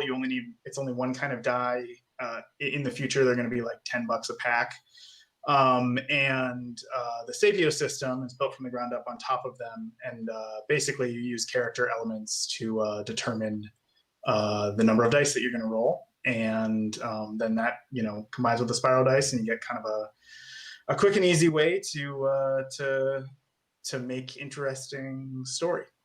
So it's a dice pool system, but with extra mechanics baked onto it and some really rich narrative options baked in. I'm having a fun time playing. Dean was telling us on the break that he doesn't like fun things and therefore is having a horrible time. Dean literally just sat back down right before we went live. That is not a true statement. Dean enjoys fun as much as the rest of real human beings, just like he is. And so, John, take us back in now that I've insulted Dean horribly. Yeah, that's right. So where the players are at this point, you have all just you've come, you managed to get away from the initial scenes of chaos in your food truck. You avoided some rust monsters. They weren't rust monsters. I don't even know if I can say that on stream. But then you eventually had to disembark your food truck because you ran into kind of a lot of cars that had been backed up or crashed. You came to an overturned Tyson food truck, and now you were just coming around over the cab. It has kind of crashed into a building, and Marty is the first over the top, hits the ground, and notices that there is a very large humanoid green-skinned entity that is just sitting on a pile of packaged chicken breasts and consuming it, and looks over at him. What do you do? Watch out! It's one of them Trogers. I think Marty's instinct is to try to get back up and over the cab where he came from. So he's going to try to do some sort of very like dexterous jump and crawl back up onto the cab. Oh yeah, give me that check. All right, so one from already, one for dance instructor, one for kinesthetic control, one for quick reflexes, and I like to use a luck as well. All right, that's against a target 2. All right. Oh, I'm gonna say this. I'm just gonna you probably shouldn't eat the plastic. It's bad for your colon. All right, so I've got. And by the way, okay, go ahead. Continue. Oh, if anybody wants to help on any roll, it's not just in action sequences. On any roll, feel free to say you're helping, invoke an element, and describe how you're helping. So just if you see an opportunity. But you just succeeded, so you might as well. 4 hits, 2 spares, 3 spirals. Okay, so a minor bad twist. But yeah, you hit the ground, you look over, this thing starts to look up, and you hop back on top of the cab with your people and manage to get out of sight of this thing. But I think I'm gonna take your potato gun. I think you basically you jump down and the potato gun slides off your shoulder. You jump back up and you don't manage to grab it, and then they pull you back up. But you're behind the cab at this point, and the thing apparently can't see you anymore. That thing took my potato gun. It took it from me. Well, I think we can get it back. Do you still have the potatoes? Yes, you still have the potatoes. Yes. Yeah, so still, they're attached. Yeah, still got the potatoes. Thank goodness. All right. I'm gonna. We're all up on top of the cab. We can all see this Troger now. You can peer around and see it. Yeah, okay. I think you all basically are just out of sight of it.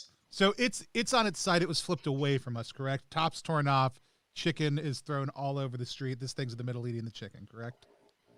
Yes, that's correct. So I'm gonna climb up on the top, which is the side now, right? So I'm gonna go from the cab of the trailer to the trailer so that I can get a better line of sight on this guy, and say, good evening, sir. My name is Thaddeus T. Trapper. I hear that you have taken something from one of my compatriots here.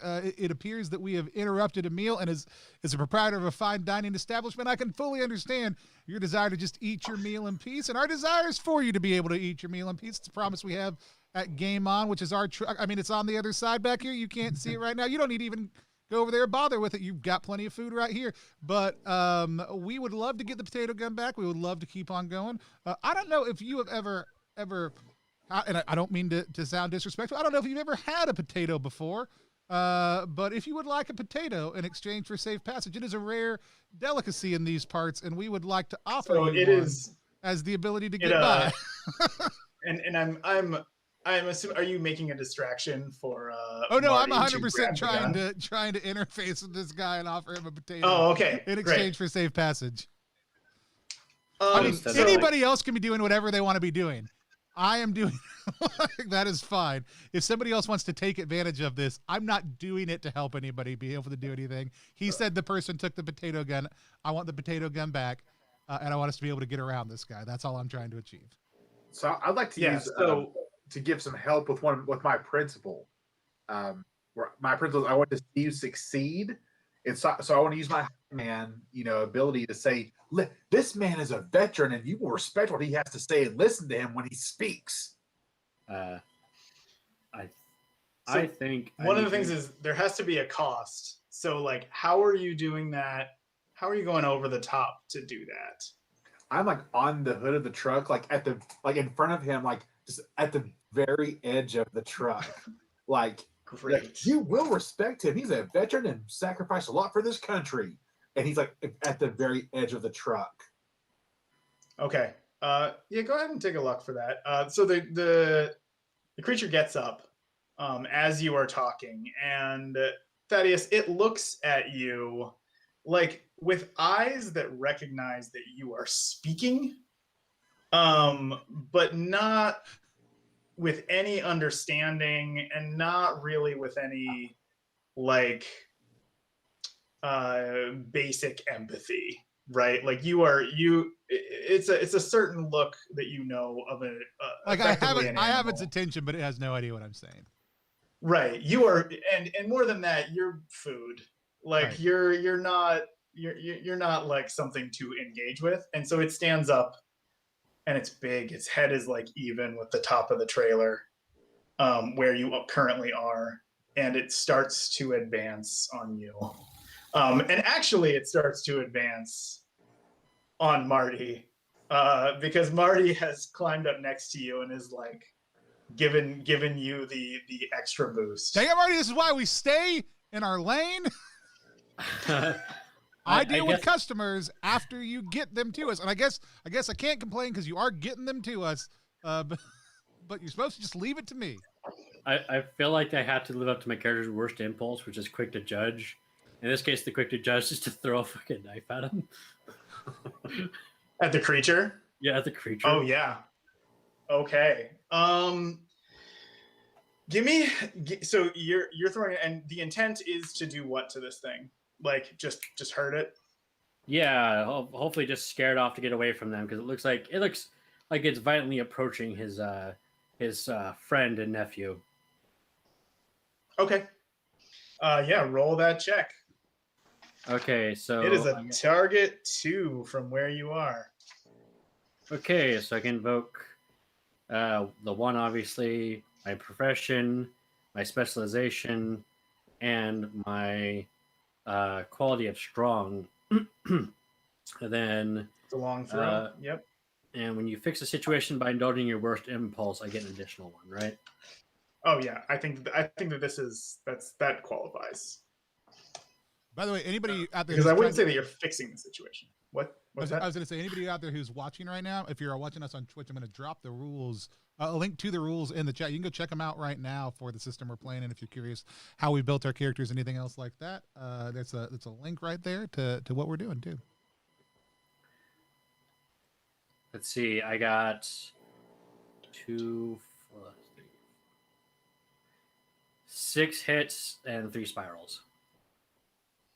Great.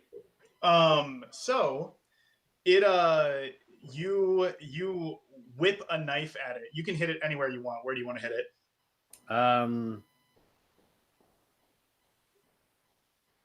Let's say forehead. Okay. The knife hits it in the forehead. So, it's talking, it's like looking at you, talking to it, Marty. And Isaac just wings a knife at it, and it goes right into the creature's forehead. The creature like stumbles and kind of like is looking around and swipes a long arm out. Marty, you are going to take a minor injury because you are knocked off of the back of the trailer. Basically, he hits the trailer and sort of clips you a little bit, and you get tumbled back over the trailer and onto the ground. So take a minor injury of winded. Ah. It's stumbling around and looking for who threw a knife at it, but at the same time, it was a really impressive hit, and it's spurting blood out of its head, and stumbling around, and I guess now slipping on the chicken. What is everybody else doing? Isaac, I've told you over and over again, when I'm dealing with a customer, you've got to leave it to me. I mean, I guess it's your job to cut into meat, and I guess that's what you were doing, but still, that is not your responsibility. This was a customer-facing problem. Need you to leave it to me in the future, please. Duly noted. Nothing looked like about to chomp on you. Figured might be bad. It's grabbing around behind it, and it's looking it grabs a car. Is it and still, sort of starts to? Is it still in range of the truck? Is it still right no, there? it has stumbled back away from the truck. Yeah.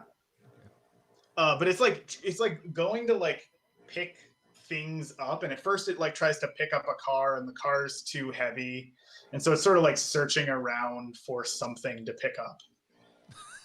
What are you all doing? Shot.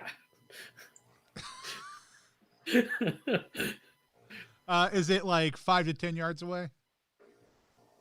Yeah, it's 15 yards away. Okay, well then I'm not going to shoot it with a shotgun. It would hurt it, but it would only hurt it. So, I think I'm gonna make my way down, which Okay. depending on what this pile of chicken below looks like, I think the easiest way, given the size and dimensions of the truck, is probably just to hang over the edge and drop into the pile of chicken. Oh yeah. And what is your full intent with this? You're gonna drop into the chicken. Is the idea to approach it and shoot it? My idea is probably first and foremost, actually, right now, to get down and make sure that, contrary to normal behavior, is actually to get down and make sure that Marty is not hurt or unconscious, because he went over the edge. I don't know what happened to him, so I'm going down to check. Sorry, he went over the back edge. Oh, the back edge. Oh, then never the mind. other Screw him. way. He can catch up in a second. Yeah. And so, no, yeah, my goal eventually is to get closer to him, but I am going. I'm trying to do so quietly, not loudly. That's okay. Foul. Yeah. Give me your sneaky drop then. This is kind of like stalking your prey, right? Oh yeah. Great, because otherwise I was going to say it's a customer service issue. So I've got one for I've got it's Hunter. I don't think this is trapping specifically. And then we've got sneaky. So I've got 1, 2, 3, 4 that I'm going to be rolling. This is a target 1, I think. It's distracted. Yeah, it's got a knife in its brain, and I've got to sneak up on it. So roll them beautiful bean footage. I've got 3 hits with 2 spirals and a spare. Okay, so one net spiral. Gotcha. And you can feel free to net them before you.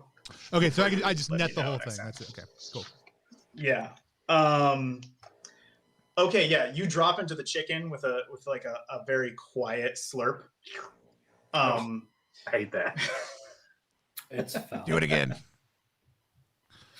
It does, you realize that many of these packages are open, and the thing doesn't hear you, but you are you realize you're in a lot of chicken goo, which maybe you don't care about so much, but I don't care about the fact that I'm goo. in the goo. I do care about the fact that this chicken has been wasted, and now it's been at least 4 hours since this thing flipped over, because that's the only time the goo was here, and it's certainly out of temp. And I don't care about certification, but I do care about proper food handling technique, and I do care that this chicken is spoiled now.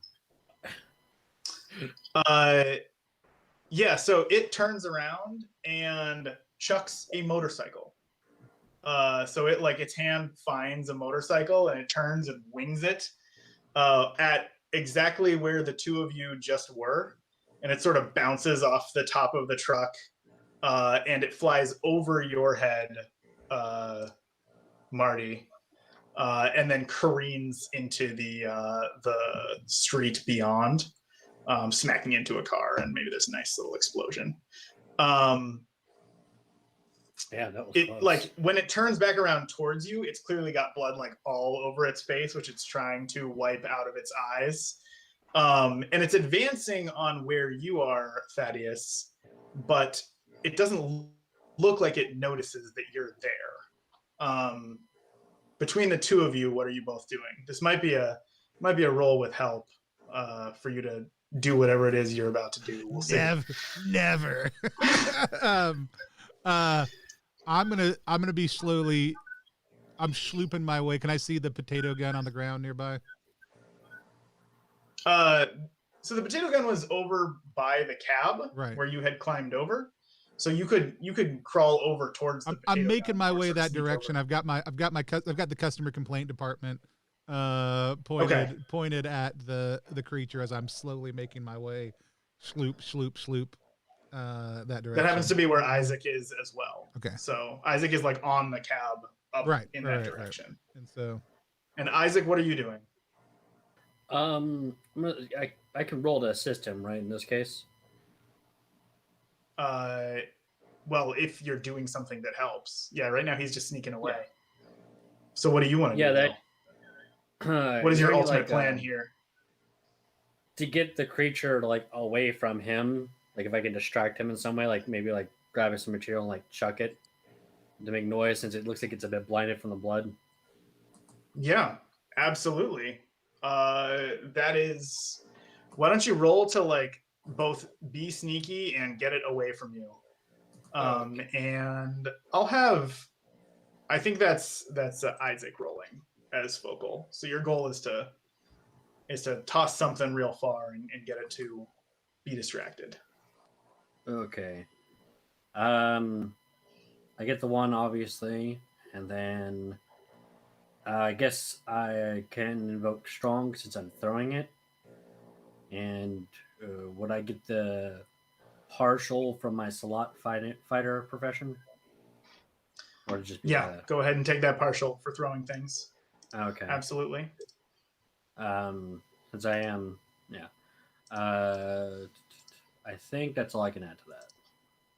Target 2. All right. You got this. And what are you throwing?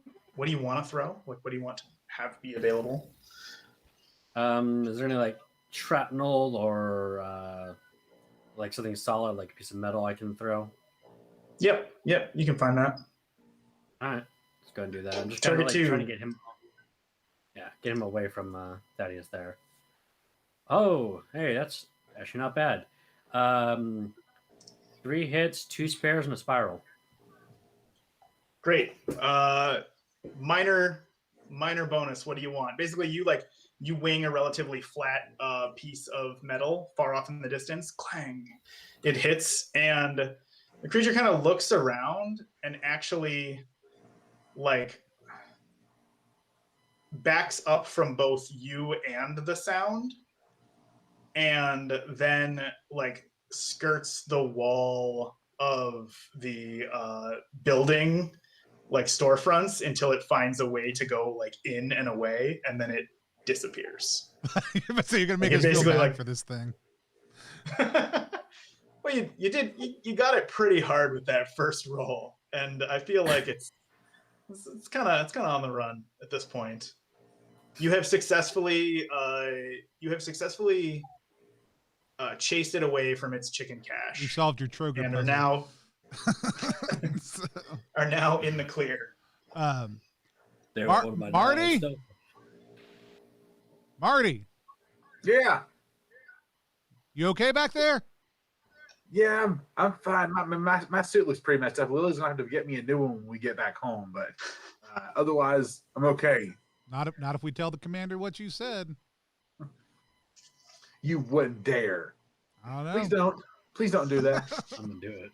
Well, come on, hustle on over here. All right, so I do that. I hustle back around to the rest of the group. All right, yeah. Dean, did your You're character now in the clear. did your character have another knife? I'm going to say that he would have a few knives. I don't know what few would be in this case, but I feel like he'd have a few when he was as a chef. Okay. Oh, you've got like your chef's knife kit. Yeah, I got like a kit kind of thing. Maybe like on on the apron, there's like a few knives belted on it. Plus a few fighting knives just for good. Of course, we're in New York. We're gonna Insane. got a couple salon knives ready. Yeah. Cool. Just want to make sure. I guess we're gonna keep on making our way towards the. Aaron, do you remember what street you said she was at? 42nd and Lexington. I'm pretty sure. You said a 40 something in Lexington. I just couldn't remember what it was. Yeah. So Don by my calculations, if we were up near Washington Heights, that's only 65 blocks away. We've made it a few blocks since then. So I know that when people are playing these games, Marty, lots of times they can cast like magic spells. Like, you ever done anything like that? No, I typically am more of just a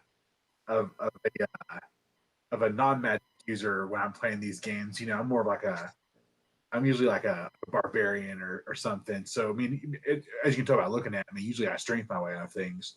But maybe we should call Lily and see. Maybe she can come to us.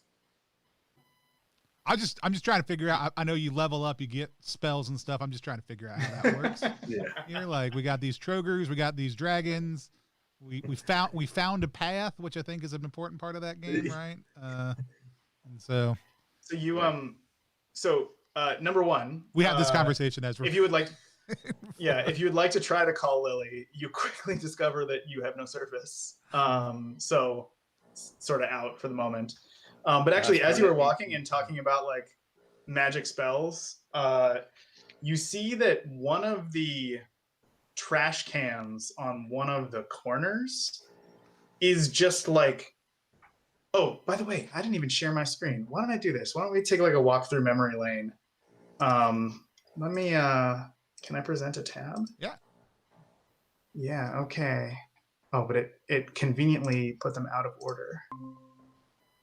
So there's this guy. Look, that Jack Marty, drew look, for it's us. you.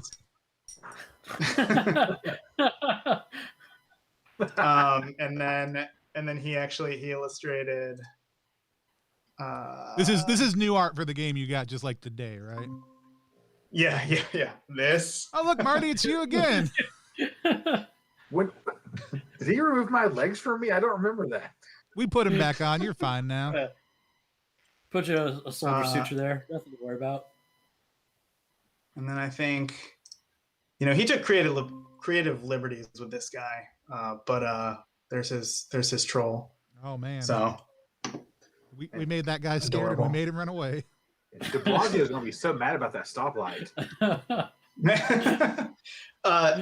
But yeah, so one of these trash cans that is on a corner is just like overflowing with its coins. Like there's just like coins kind of over topping it. And like there's like jewelry and like some velvet pouches sitting among the coins, like spilling out onto the ground next to it. There's clearly like bottles of things like nestled among the coins as well. All right, here's what we got to be careful of, all right? One time in one of these games, I heard one of the guys talking when I was on deployment about how sometimes the treasures are fake and they're really a monster that bites you. So yeah, I saw this in the video game one time. They call it like a mimic or something. So Marty, go get that coin. All right, done. No, Marty, no. Lily will kill me. So you are not going to get the coins? Oh no, we're Okay. totally gonna go get the coins. We're just gonna we're gonna we're gonna whip a bottle at him real quick. I mean, it's New York. Just find one and throw it. Yeah, we're gonna whip a bottle at it, poke it with the harpoon on the edge of the customer complaint. That's right. And so OSR style. That's to right. The, yeah, get my 10-foot pole out, pour a vial of water over the top to see which way the gravity draws the water, and then follow it to the X. No, I don't know. Yeah, we thoroughly mess around with it in advance, and so Okay. Yeah. So first you wing a bottle at it, and then like it doesn't move. I mean, besides like coins like Right. flying out, and then one of the bottles that's on top rolls off and shatters. And then you approach it. Who is approaching it? Oh, I'm approaching it. Like I've got the harpoon out in front on the complaint department. Ready. I'm gonna give me your give it a stick. Notice stuff roll. My what? My notice stuff Your roll? notice stuff roll. Yeah. I think we defined earlier that my notice stuff roll is 4. Let me look at my character sheet and just double check that. We said yes, hunting would work. Add for that. Yep. But not trapping. Not trapping. And then you can definitely add inventive here because you're trying a bunch of stuff. Okay, so inventive would be so that'd be 4.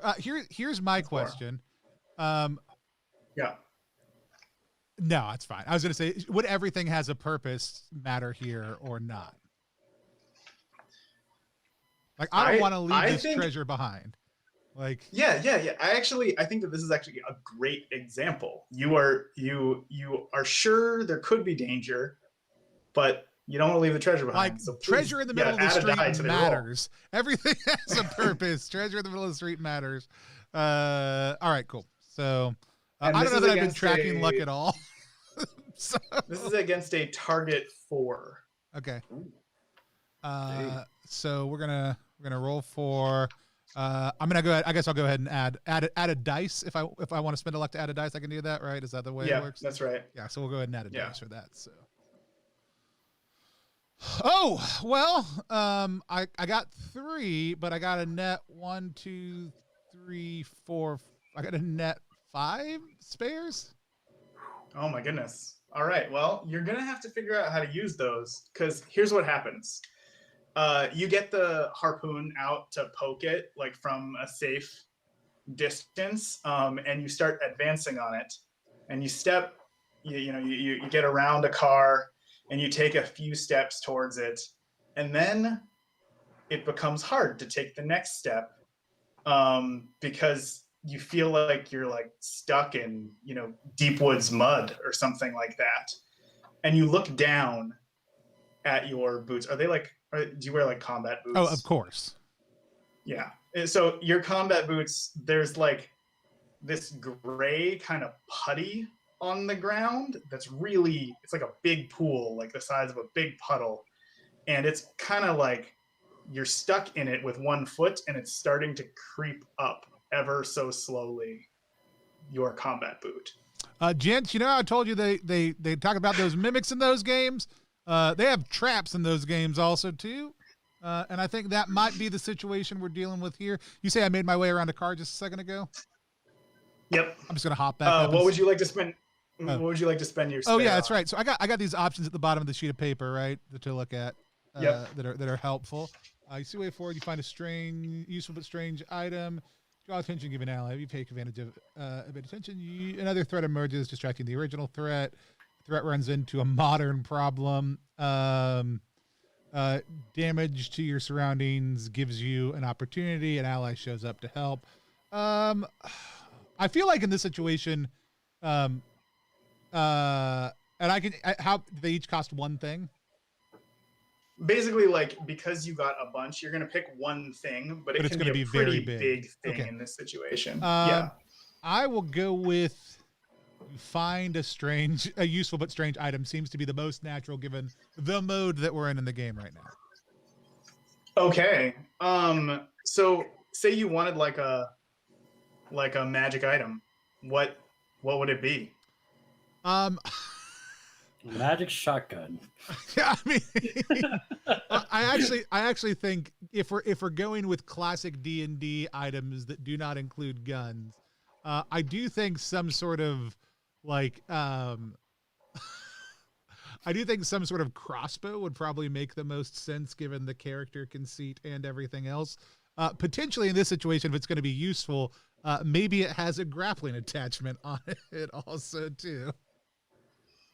A crossbow of grappling, absolutely. So like you step past this car, and your boot gets stuck. And I don't. Once your boot's stuck, are you trying to move out or forward, or what are you doing? I think his first impulse would be to actually sit, like he just passed a car, would be to like try to step up on that bumper and pull his foot out, like Yeah, to get great. get So off the ground. you step up on the bumper, and the windshield of the car is shattered, and sitting on the dash is like this like ornate dark wood silver like inlaid crossbow that's sort of like it's got like a grappling hook on the end and like a coil of rope, and it just has like a feeling, like a good feeling to it, like it seems to hum at you. Hey, we just got rated by the guys over at Fresh Out the Box.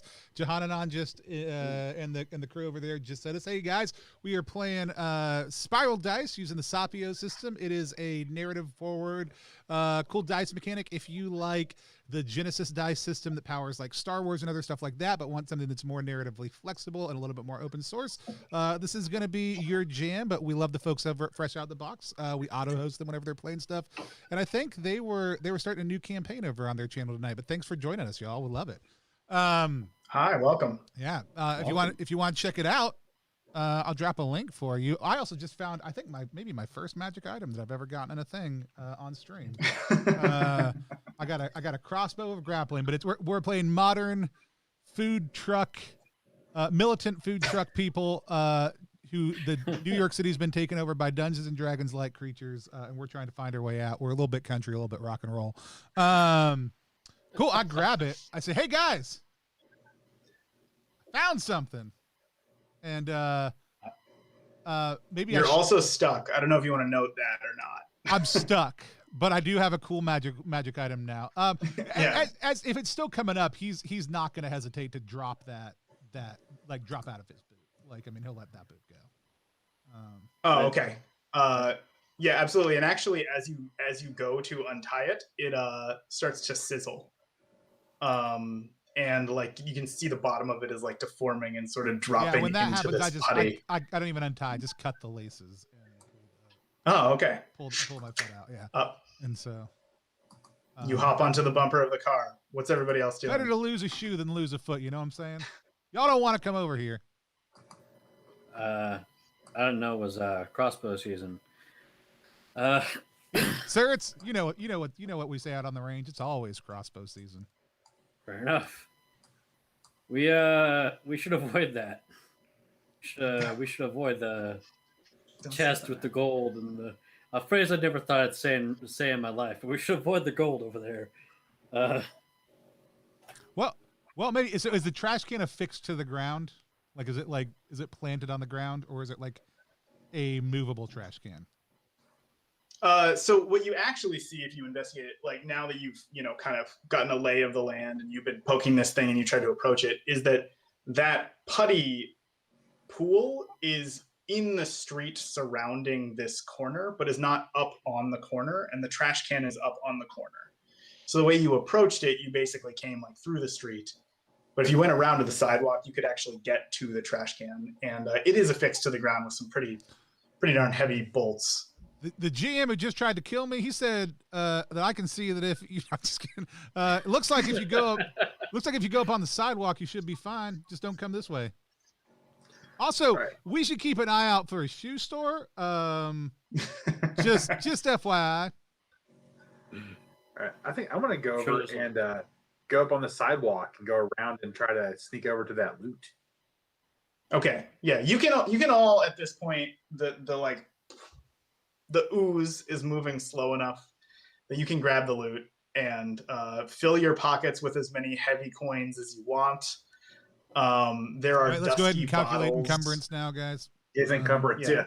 Time for encumbrance. Velvet pouches full of yet more coins and jewelry. There's a little tiny painting with like a gold rimmed frame, and it is a painting of just like a woman and her child in old timey clothes. I take that. And there's a bunch of silk. I'm trying to do random loot Random. generation. I'll go ahead. I'll grab the silk. I got a blanket in mine. I can do with this. Johanan just backed it also too. Also, if you are looking for another channel to play on before the end of the stream, you should talk to the guys at Fresh Out the Box. They are phenomenally fun to play with. Gary and Johanan will come out and play on a fairly regular basis with us. So they couldn't tonight because they're streaming. Silk, man, that sounds real luxurious. Nice. Marty, haven't you always wanted a full silk suit? Weren't you working to upgrade to that eventually? I mean, I didn't want to say anything, but yeah, it's all I've ever wanted. Why don't you go ahead and take this silk? Like super nice silk. Gosh, thank you, Thaddeus. When I wear it, I'm going to think of you. I mean, that Please seems a don't little say weird, that. but I appreciate the sentiment. I'm just gonna hold the goal like I can get such a nice custom-made chef set with this. It's all you ever wanted. Yeah. It's a custom-made chef set. You can proceed forward. I'm gonna keep things moving in the interest of getting to the end. Wait, of this you don't one want us shot. to just talk about silk suits and shoe stores for the Yeah. entire day? It's not. Yeah. So we'll keep on moving. I'm going to keep an eye out for a shoe store. Okay. There's a And actually, I will definitely you can find a shoe store and pop in and grab some sneakers or boots, really whatever you want. I don't think you can get. Yeah, you could get some combat-esque. They're not real combat boots. They're consumer combat boots. Yeah, I'll just go for so I'll they'd just be go for the below. I'll just go for the docs. You know what I'm saying? Like Okay, yeah, get Doc some. Martin, Yeah, reach some out nice if you want to docs. sponsor the stream. And I don't know what the conversion rate is, so I'm just gonna leave 4 gold coins on the countertop, which is way more than these shoes are worth. But let it be known that Thaddeus T. Trapper III does not steal, even in the middle of a world-ending event where Dungeons and/or Dragons have taken over New York City. So you come out of the store. You keep it. You're not that far from Don Pepe's now, and you see it's a dog park with a little kids playground. It's one of those mid city, just little cutouts that barely exist between roads, and literally standing in the middle of that dog park, just sort of in the dog park fence, kind of just looking around, is, well, I have art for it. One of these guys. Yo, It's a horse with a horn. it's a Pegasus. That's what them's is called. And actually, when you say that, you're really far away at this point. You're 150 feet or something like that. It just looks over and locks eyes with you. God's tired of And being you called hear- a Pegasus. It's more pissed off now than it's ever been before. You hear inside your head, "Adventurer, approach." What do you do? It also is there's little sparkles around it. It seems to have a little gentle glow. Mm-hmm. All right. Could just, Remember the putty. I think we're the adventurers. Yeah. My that's all hand is on the t-shirt cannon behind my back, like ready to just rip some wet t-shirts at this thing. Are you? But you're going towards it. Yeah, we're going towards it. Yeah. Remember the Okay, putty. I'm keeping an eye on the ground and the head, making sure that it's okay. It as you are approaching, it is narrating this to you, and it says, "Heroes, I sense that you are on a noble quest. There has been a dangerous convergence of our realms, and I need your assistance." All right. So in the games, I never played one because they're nerdy, but I heard lots of stories. And lots of times there's a quest you got to go on to fix everything, and that's kind of the soul. And someone will give you that quest. I think that's what's happening right now. I don't see an exclamation point where it's head though. There are What do we got to do?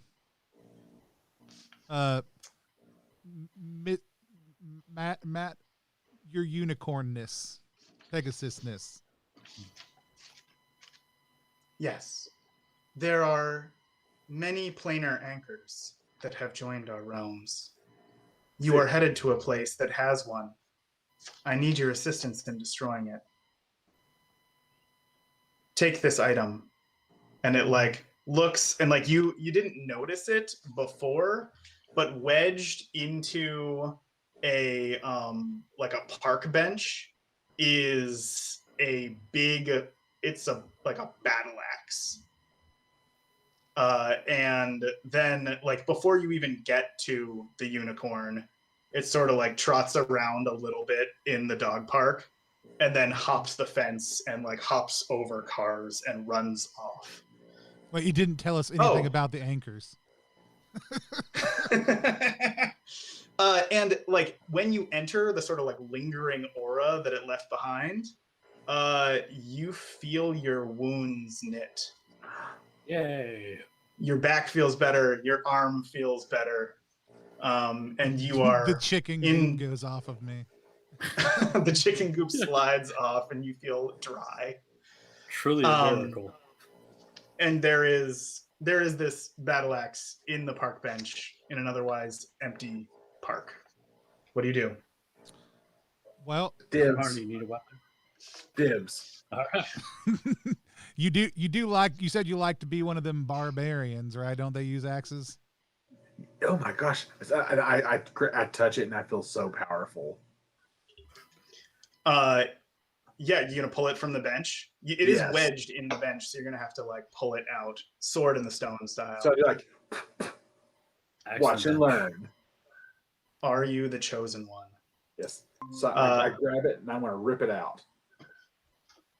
You pull it out, and like as soon as it comes out, it starts like glowing around the top, like a shimmering. It's like it's bright with a little bit of rainbow halo around the outside, and you feel good holding it. Like you feel like you could swing this thing pretty hard at something. So that's your park experience. Unless you all want to talk about anything, I'm gonna keep moving you southward. No, that's fine. We talk about like, we try to get him to do a couple cool moves with the axe, just to show us what he can do with it. But Pull out my smartphone, take a few pictures, Yeah, do a couple for the gram. Yeah. Oh, of course. Unicorn gave me this. No big deal. got this actual magic unicorn. Hashtag divine. Hashtag death. on a Pegasus quest, what's your night been like? Hashtag brony. Time for a weird flex. Hashtag unicorn axe. There actually, I will tell you later, but there is a meme trope among my friends that I am a killer of Pegasi, but that's a separate thing, and we won't get into that right now. So anyway, you proceed south, and now you are within viewing distance of Don Pepe's, and like what you see is that outside of Don Pepe's restaurant, which is really just like flat, like it's next to a bunch of other places. It's got that big storefront, or that big like window with like the ornate calligraphy of Don Pepe's on it in like white and gold, and then like the red velvet, like back of seats and like curtain at the top. And like surrounding it, there is chain link fence that looks like it has been rolled out, and sort of like cars have been moved around, and clearly like a perimeter has been established. Classic commander, always knows what to do in these types of situations, always knows how to lock a building down. No, she brought it. I didn't know she brought the deployable chain link fence with her either. No, she probably just scoped it on the way in and remember where it was when everything went down. This is so Lily. This is so her. What are you all doing? We're kind of look. I mean, I guess I'd be looking for if there is. I got it. It's harder for me to drop out of that character voice than I would expect. I am looking for. Because I assume this is Lily. I'm going to assume that there's somebody posted on Lookout. So I am looking for the person who is in charge out here on the gate. There appears to be nobody outside.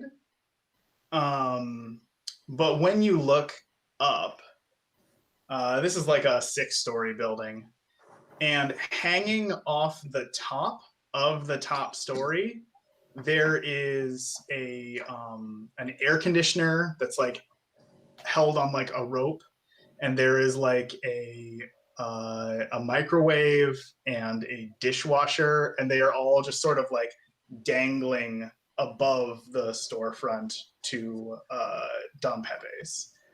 That woman you can't knows see exactly anybody what up she's there. doing. She knows exactly what she's doing. I taught. See that knot right there? I taught her that. You taught your commanding officer something. Well, I mean, I come from a long line of trappers. I mean, you know, like a good commanding officer knows they're not perfect at everything.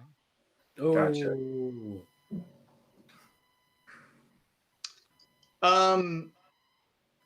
So you got dangling home appliances. The storefront is there. The storefront appears to have an unshattered window.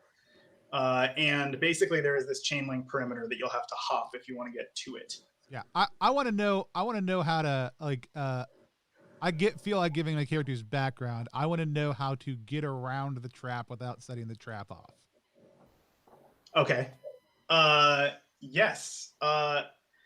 I think like, you know, essentially you can see where, if they are going to drop, you can see where they're going to drop.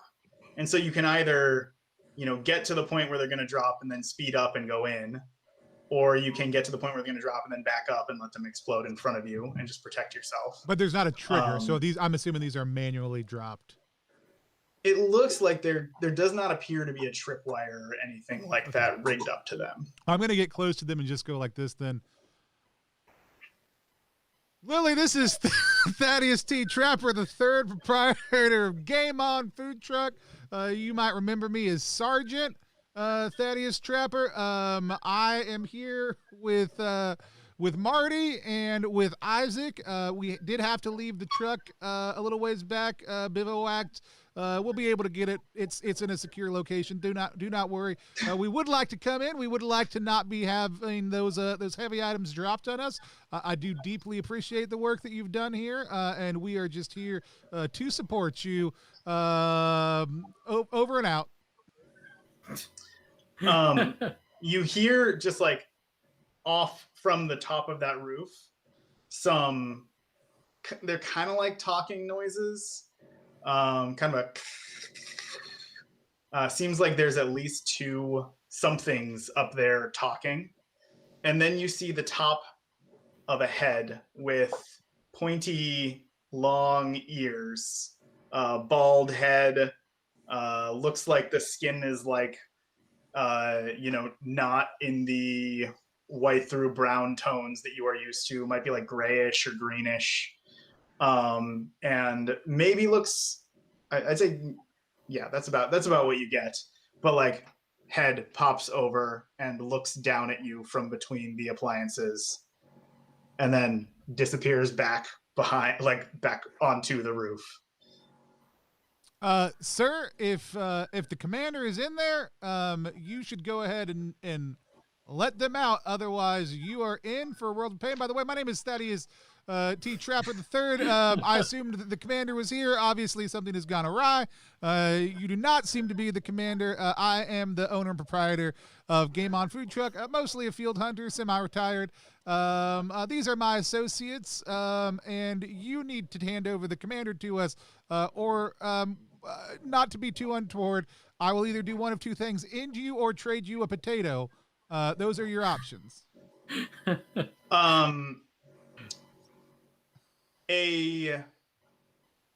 cement block comes over the top. Please give me a roll to get out of the way before it hits your location. Let's see. I don't feel like hunting has anything to do with dodging. Let's see. What do I got here? I got one. Got battle hardened. I got battle hardened for sure. That's 2. I do feel like I'll give you 1 die for hunter for a partial for like reflex, like trigger finger reflexes. Okay. So that's what's that 3 we're at now? 3 total against a target 3, and I will tell you that's not good odds. Right. No, I can do. I mean, the way I've been rolling, it's fine. But generally, yes. Stack things You'll get 5 hits. Yeah.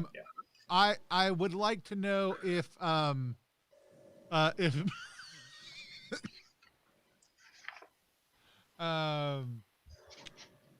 if I'm trying to decide if I think my worst impulse is playing into this situation. I guess we'll have to. I guess because I am standing my ground and go ahead and reintroduce myself and like have stayed in my mode of customer engagement rather than flexing out to a different thing. And I am respecting the fact that this is their That's area true. of That's a good control. point. And so then I will toss a luck to somebody else for you doing that. Okay. Because I believe you have made trouble because of it, not necessarily fix the situation. Correct. Yeah. So I guess I'll still roll. I guess I have 2 luck still. So I'm gonna go ahead and add 2 luck. Okay, that's 5 against a target 3. Well, you know how I had all those hits earlier in the night. I do have nothing but spares. 1, 2, Oh, that's 3, good. 4, 5, 6 of them. But I have nothing else at all. All spares all the way down. Something great is gonna head your way after you get hit in the shoulder with a cement block. Please take dislocated shoulder. Bow. Not the as first it, like time. you just start to step out of the way. Bam. And that's a moderate injury. All right. So the question is, what goes right for you right now? And it can be something pretty big. Yeah, well, so I guess here's my question. Unless there's a narrative reason for it not to be the case, it does feel like right now, the commander appearing, having an ally arrive and helping out does seem like a good thing. But if you have something else narratively planned, I will pick something else. No.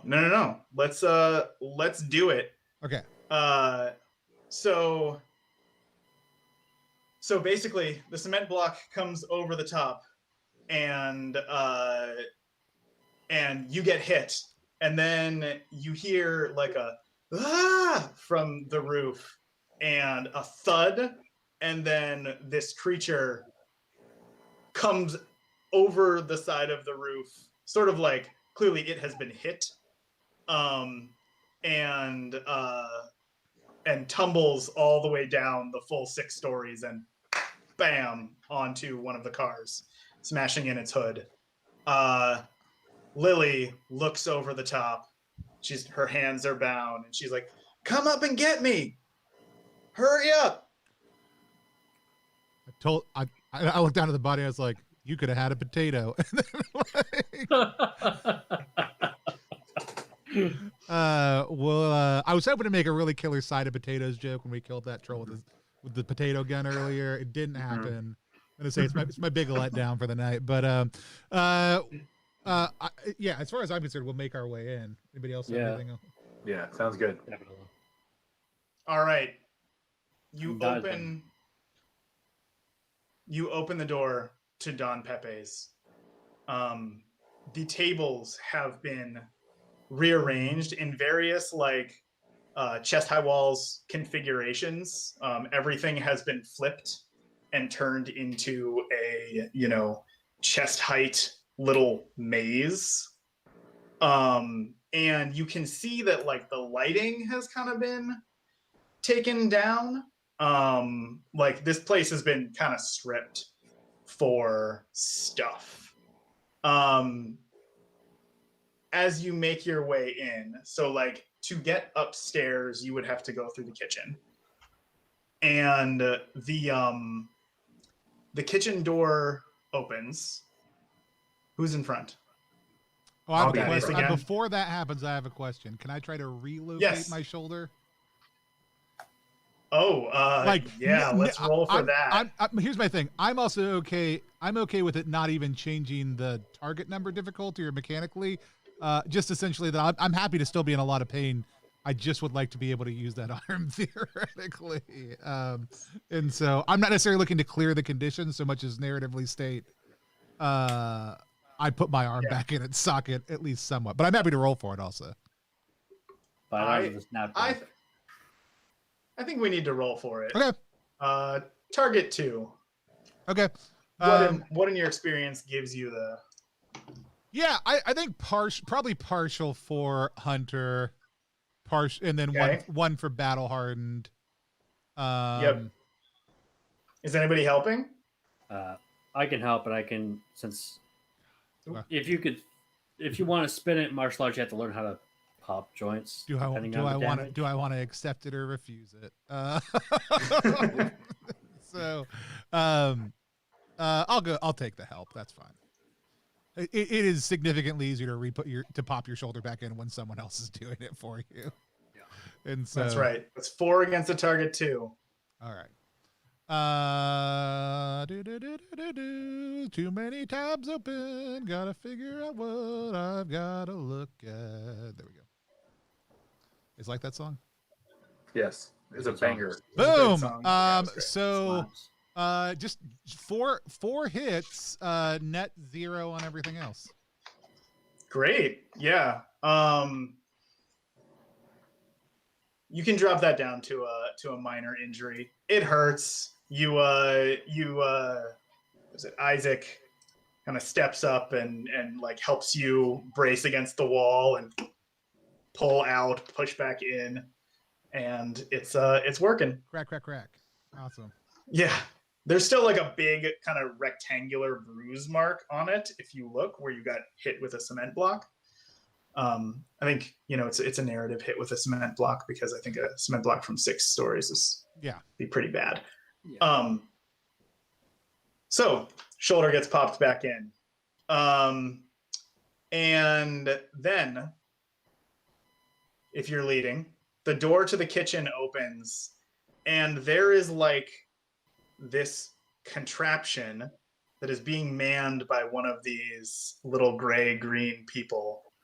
That it's kind of like a slingshot that appears to have been made out of some elastic material, like from clothing, wrapped like multiple times. Like it's all like ripped up and wrapped, and it's got like a lever. Like it doesn't look like it should work, but nestled in it is just like a bowl of knives, and the creature just one of them is opening the door and the other creature just lets it go. Roll to dodge, leader. All right. So I will start with 1, use my dance instructor, kinesthetic control, quick reflexes. I'm also going to use my last luck as well. Yeah, do it. This is a target 3. All right. Okay. 5 hits. I'm sorry, 6 hits, Oh my 4 goodness. spirals. So many 4 spirals. spirals. So much hit. The door. So you jump out of the way. Thunk thunk thunk. Knives hit the wall. Some of them like hit at bad angles. Like they weren't gonna be dangerous because some of them are just hitting hilt first or like with the blade the wrong direction. But you get out of the way. The rest of the group is kind of off to the side, still popping in Thaddeus's shoulder. The one who was holding the door open, though, comes in through the door as it like swings closed with the other one still manning the catapult, and is holding a, like, not very well because it's pretty big, a shotgun. And it sort of like muscles it up and cocks it, and then trains it or goes to train it on all of you. This is an action sequence. What are you doing? Yeah. Good night. Okay. Yeah. Give me that roll. Okay. So 1 plus. Let me pull up my character sheet here. There we go. My main profession, my specialization, and my quality. So 5. Let's go with 5. Against a target 3 because it's small.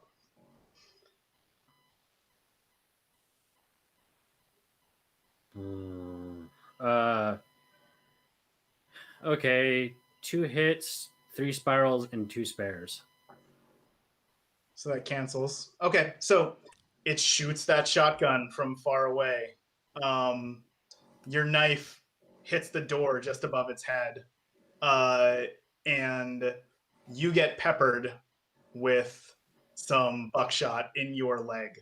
Take shot in leg, moderate injury. It is attempting to advance with the shotgun, which Thaddeus, makes it a more dangerous weapon the closer it gets. Sure. And it also there's basically tables and stuff that are overturned, and this thing is not nearly as big as you, and so it has like a significant advantage. Is it coming out of the kitchen? Yeah, it's now coming out of the kitchen towards you. Has it come out of the but it's still in the kitchen behind a thing? It is now out of the kitchen, I'll Okay. say. It has advanced out of the kitchen. I think, either Marty or Thaddeus is focal. What do you want to do? I will be focal if it's fine with you. So as it comes out of the kitchen, right. so I was just pressed against the wall, getting my thing popped back in. Yeah. I've now pulled my shotgun up, and as it comes out of the kitchen, I'm going to shoot it in the side of the head. Okay. You're advancing and shooting. Yeah. Well, I don't know that I'm advancing, because if it's coming out of the kitchen, I'm out of the kitchen. Like we were like, because we had just pushed, like we had gotten ready to open the door, right? I thought was where we were at. Oh, okay. I thought you were farther back. You had us and further they had back in opened the your door? mind. This is the problem Yeah. with theater of the mind. I would debate it. You tell us where we were, and I'm fine with that. No, that works for me. Okay. I think, yeah, you're a reasonably close distance at this point because it's advancing anyway. Yeah. So Is anybody else helping? So since we were out of the way as the stuff shot out, I assumed we were off to the side, and then as it comes out, I'm just going to shoot. Okay. Can anybody help? I can't invoke what I did last time, right? So, Correct. I can't really add anything to this, unfortunately. I've got the one, I've got 2. This isn't trapping. I would say sneaky might work, but I think battle hardened is actually the more appropriate of them. So I'm already going to be rolling 4. I don't know. Yeah, I mean, like I'm fine just roll. Is it target 3? Is that what we have, or what are we at? I'll say it's target 2 because it's getting closer. Okay. Yeah. All of my other skills are all essentially charisma based, so I don't think I can help very much. You're a total chaw build. I mean, like, yeah. I mean, so here's the thing that charisma people can do in these situations is you can distract it. It's true. Okay. You can help with that pincer. You barbarian yell, dude, right in its face. All right. So, my principle is I want to see you succeed. And so if I could make, narratively,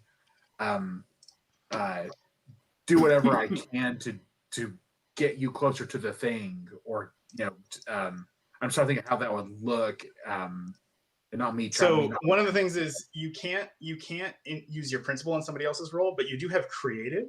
So okay. 6 of 1. Gotcha. Okay, that makes yeah. So if I look around, like in slow motion, I grab like a bottle off the bar and roll it like on the ground, like a bowling ball almost to that creature. I mean, like it'll slip on it or something like that. At least make it look at the bottle and try to avoid it. Yeah. Yeah. Great. Toss in a die. Got it. Here we go. We've got flat net 4 successes.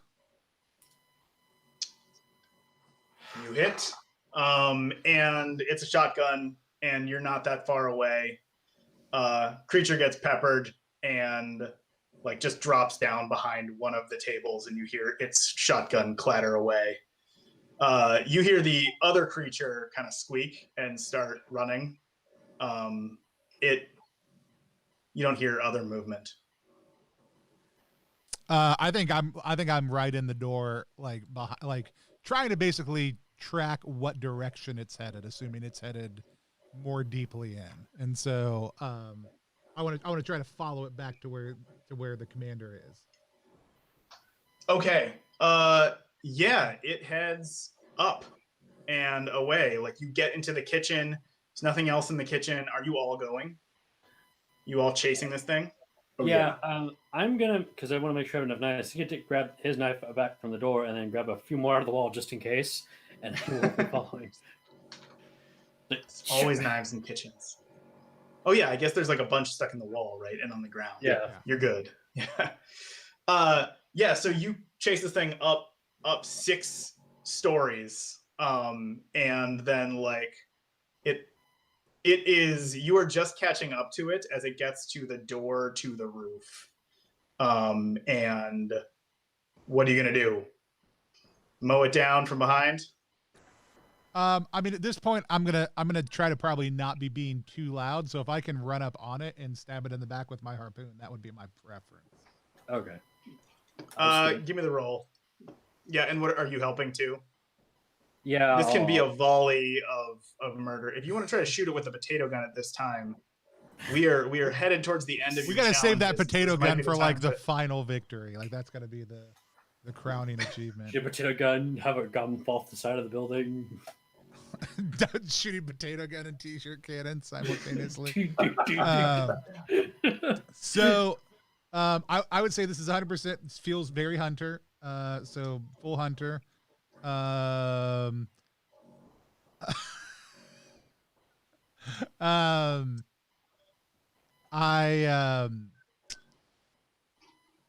Customer. I sneaky battle hard actually invent like any of mine could work. For this one. And you're gonna get help if Isaac is throwing a volley alongside you. So that's another die. Isaac, you could even throw a knife first to try to slow it down before Thaddeus pounces on it. Yeah, but we'll let Thaddeus roll. You hit it in the leg, I hit it in the back. Yeah. All right, here we go. Use one of the new knives. Oh man. It's 2, and it's net nothing. That is just enough to hit it if you're advancing on it. Yeah. So I think what happens is that Isaac throws like the knife, and it like just barely clips its leg in a way that like is like a paper cut. And then Thaddeus, approaches and jumps and manages to get it in the back, but like not deep enough to fully stop it. And then it kind of like opens the door to go out to the roof while you still have the harpoon in it. And it doesn't, it does have another hand. So it opens the door, and then with the other hand, it's reaching for its dagger while it's basically locked up with you, Thaddeus. It's either Isaac or Marty Focal. Marty, it looks like they didn't succeed in taking this thing down. It's bleeding. You could shoot it with that potato gun. Yeah, I don't know if there's going to be more time to shoot it with the potato gun. Yeah, so I grab a potato from the sack. Foof, foof. Is anybody helping? I mean, I gave him the potatoes. You know what I'm saying? I'll just retcon that they were like grade A Idaho raised, high quality, ultra dense potatoes. They're like this big, like Thaddeus. If you say use the potatoes, then that's inventive. You can throw that in. The only thing is that it exposes you to danger. But I mean, he already knows to use the potatoes. I think for me, the one I would probably, what did I do last time? I think last time I was being sneaky. I think this time I would probably go with battle hardened. So like I just know as we're tangled up when to turn his body towards the fire. All right. That's an extra die. All right. Let's go my die from that. I got my see here. Do I get a die for the weapon itself? Not for the potato gun. You could get a die for the battle axe. Gotcha. Oh wait, actually, sorry. You do get 2 dice for promotions consultant. Yes. We've already established that that firing a t-shirt cannon or a potato gun is like within your core skill set. Awesome. All right, cool. So you're at 4. Gotcha. And I'll use my kinesthetic control as well. You can't do that because it's part of your side profession, not your main profession. Oh, gotcha. Which like you got to go down the chain. Yeah. But you can use quick reflexes. Gotcha. All right, cool. 5. I got my 5. Got any luck? No, I've used all my luck, but that's okay. All right. What about the luck from when Tony did his character flaw? You say you're just kind of sign it and say. Oh, did I get another luck from that too? Yeah, Tony, if you want him to have that luck, he can have that luck. Yeah, you said you were going to give it to somebody. If it's open to whoever wants to use it, I'm fine with Aaron giving it. Yeah, sure. All right, cool. I don't know that it's necessary right now, but go ahead and take it. I like it. No. Yeah, you target 2. 6 hits and then net neutral on the spirals and spares. Nice. So yeah, you've stabbed it, Thaddeus. You turn it, and he loads up the potato gun and takes aim and fires, and it hits the creature right in its like brain pan, like right at the base of the neck, and it just passes out immediately. You feel it go limp. I will overtly state a properly, this is not for whatever, but for anybody out there watching, a properly built potato gun will put a potato through a car door, by the way. Most potato guns are not built like they don't have their chamber maximized or other stuff like that, but they are not inconsequential.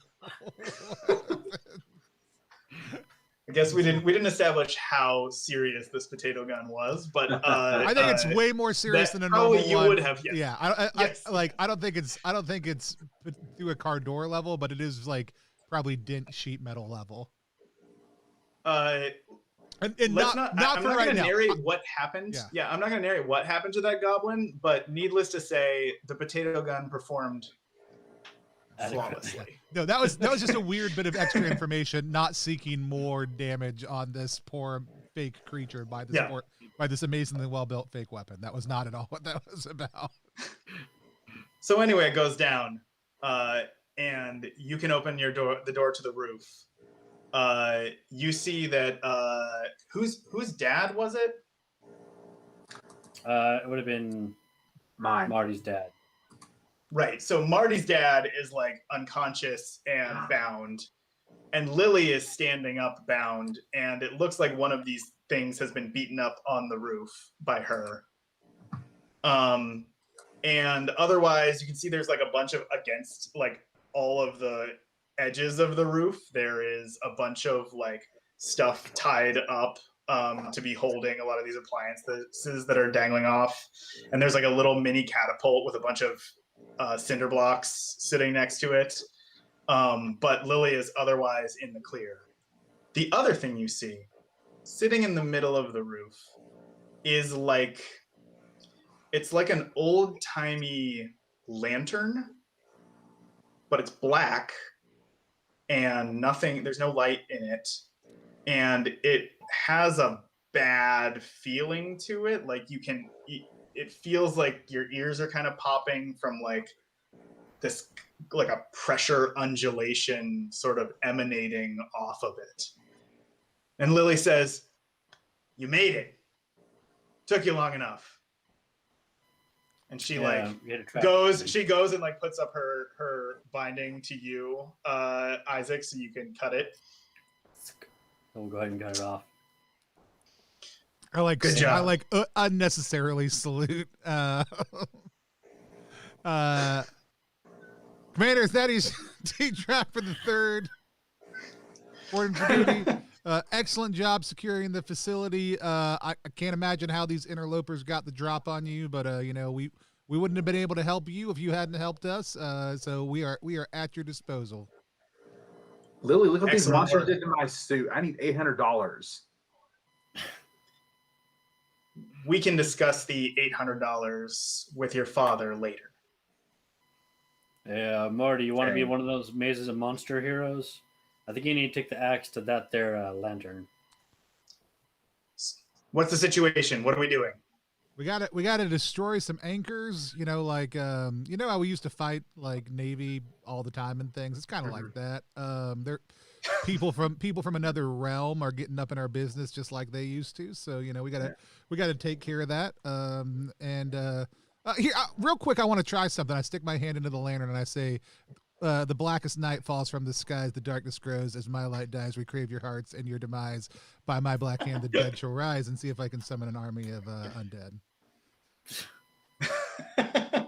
It does not. It is not. Effective. Dang it! I thought we were doing a Marvel crossover. but also. Never mind. That's DC, everybody's so a it doesn't little matter. nervous and creeped out for just a second. Yeah. So I go over to my unconscious father, Silvio DeGiulio, and say, "This is finally you're gonna be proud of me." And I take the axe and I swing it and smash into the lantern. Baba, the like radiance of the axe collides with this dark like lantern, and there's the kind of explosion where everybody's knocked off their feet but nobody's injured, of like beautiful light. And then the light sort of like gutters and fades. And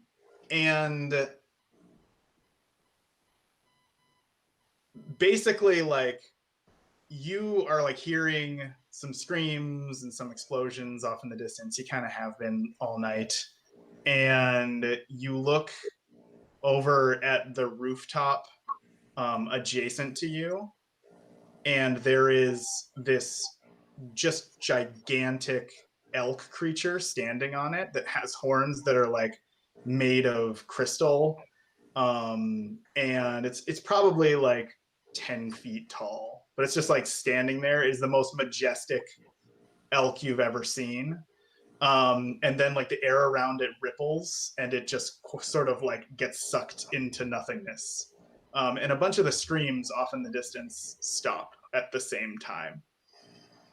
And Lily says, "It looks like that did something.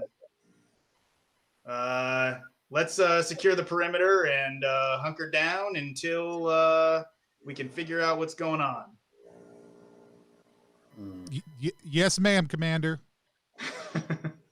Yes, ma'am. Congratulations, everyone. You have successfully completed NYC&D. What? Yay! We have to destroy all the other anchors. There's a whole nother. I'm just That's right. Awesome. Dean, did you have something you're gonna say? Yeah, just a little after a scene there, as they're standing there. Although Marty blames you for this. All